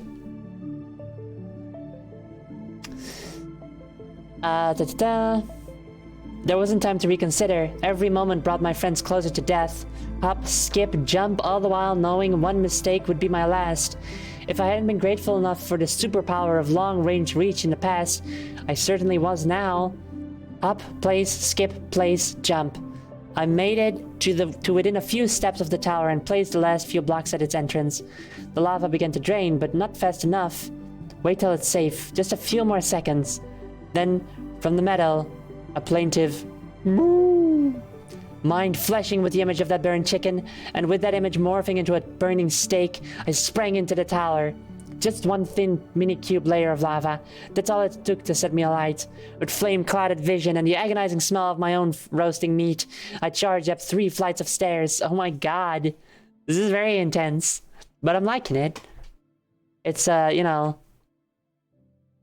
The fact that most of the story isn't this kind of, like, high-octane... minute-to-win-it action makes this more exciting, I think.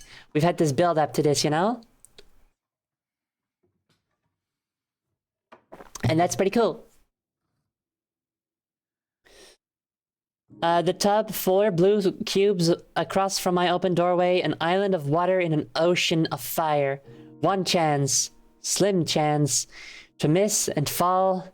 Moo! She was almost to the trench, another few steps and... Yeah! I launched, I guess, I don't know how to make it yeah noise. It's just like Y-A-A... A. Exclamation point. I launched, trailing smoke and cinders. Arcing up, leveling down, leveling off, down, time slot.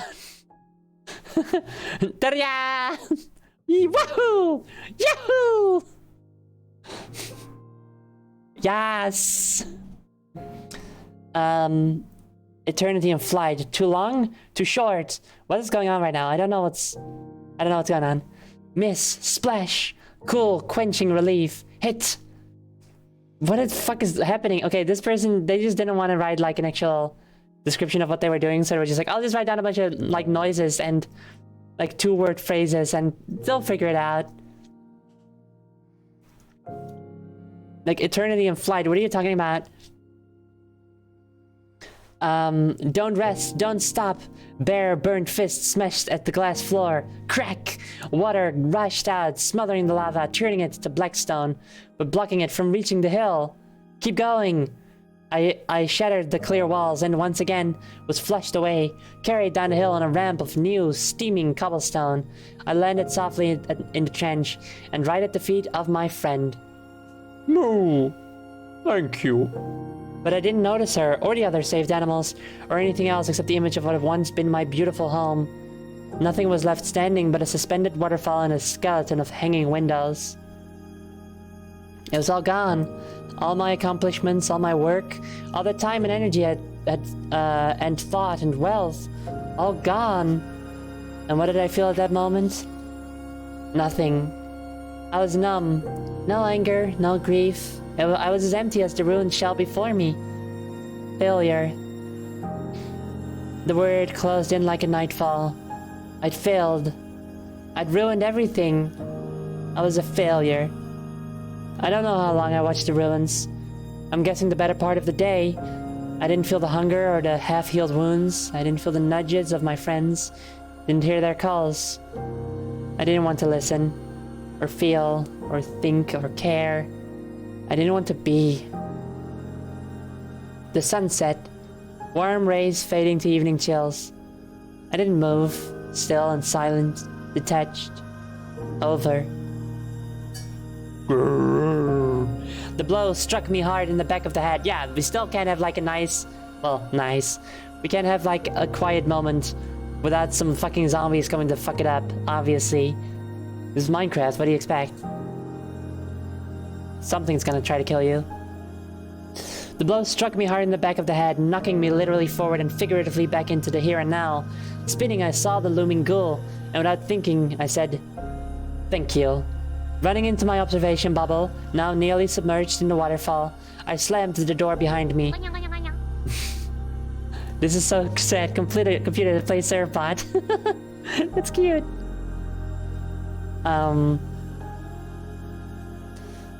The zombie didn't follow. It couldn't. Through the window, I watched it enter the trench, hit the water.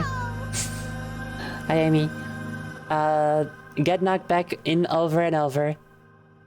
You just keep going, I said through the glass. You'll never stop. I thought of that first night, cowering in a pitch-black hole. Hunger gnawing at my insides while an undead predator lurked within arm's reach.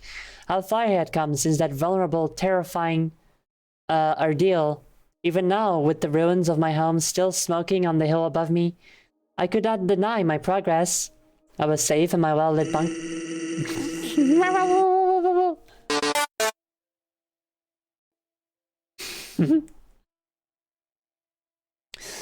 I was safe in my well-lit bunker with all the hard-won skills. Monkey. With all the hard-won skills I needed to completely rebuild my life, and I would rebuild. That night, locking eyes with the indomitable zombie, I told him, "You don't stop, and neither will I. I'll be back tomorrow. I'll craft new tools, plant new crops, build a new house, and come out of this experience stronger and smarter." The ghoul gurgled back. I said, "Thank you for knocking some sense into me. Thank you for making me see that it's not failure that matters, but how you recover from it." And that's where we'll end our book reading today. At the cusp of chapter 18, when trying to tell yourself something, listen. I feel like they said that before. They said that before, actually. Anyway, good progress. That's a good place to end, right? That's a very good stopping point for the day. Let's see. I think we've got maybe if the next stream goes on for a little longer, and maybe with the help of tea it could. But maybe maybe we'll finish it next stream. Maybe. If not next stream, then the one after that. Because there's not too much left anymore. But thank you all so much for coming. I hope you had a great time. It's nice. I like Book Nook streams. We're just sort of sitting here, you know? Are we gonna read the sequel after? Honestly, I'm not sure, Clown Socks. I'm not sure if we're gonna do the sequel. We'll have to find out. It'll depend on how this one ends, I suppose. Can I have my other hand too, please? Thank you. Imagine me holding a cup of tea. I only got the last bit, but this was fun. Oh, good. I'm glad you liked it, Mike Faye.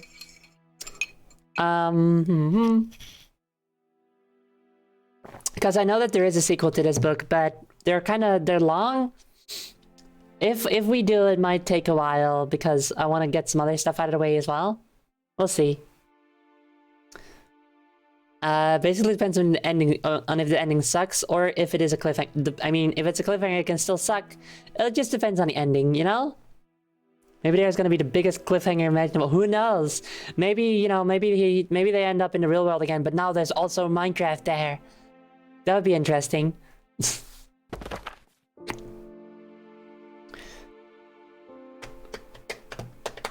Alright, so, yeah. Literally off a cliff. Yeah, thank you guys so much for coming. As always, it's been wonderful. If you liked the stream and you don't know yet, if you're like new or something, you can go head over to exclamation point socials and chat to get links to my socials, including Twitter and Discord and the YouTube channels where I post full streams and edited highlights and stuff. There's some funny stuff on there if I do say so myself. Rosewood, you just woke up. Aww. Well, good morning then. Sorry, you just missed the stream. Sorry. It was fun. There was some good progress made in the book today. Some good developments, exciting developments. And then a back to square one, you know, but now with all the lessons learned, it's like you're starting a new game. So, yeah, follow me on the socials or whatever if you want. My next stream is going to be Tuesday. I'll tell you right now, it's going to be Kirby, 7 p.m. CEST. We're gonna start on the post-game stuff, content of story, which of Kirby and of Forgotten Worlds lands. which also includes story stuff, I think. She's dying it. Yeah, so hope to see you there. And now let's find someone to raid.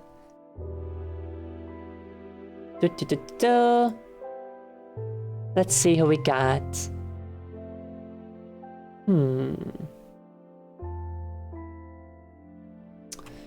How about... I'll send you guys over to Sunshine Noka, since she's doing an art stream, which is also nice and chill. So it's like a nice transitional trance, you know? And Sunshine Noka is a slug or a snail VTuber. It's very nice, nice and casual and stuff. So that'll be good, I think. The raid message can be... What's something related to the stream today?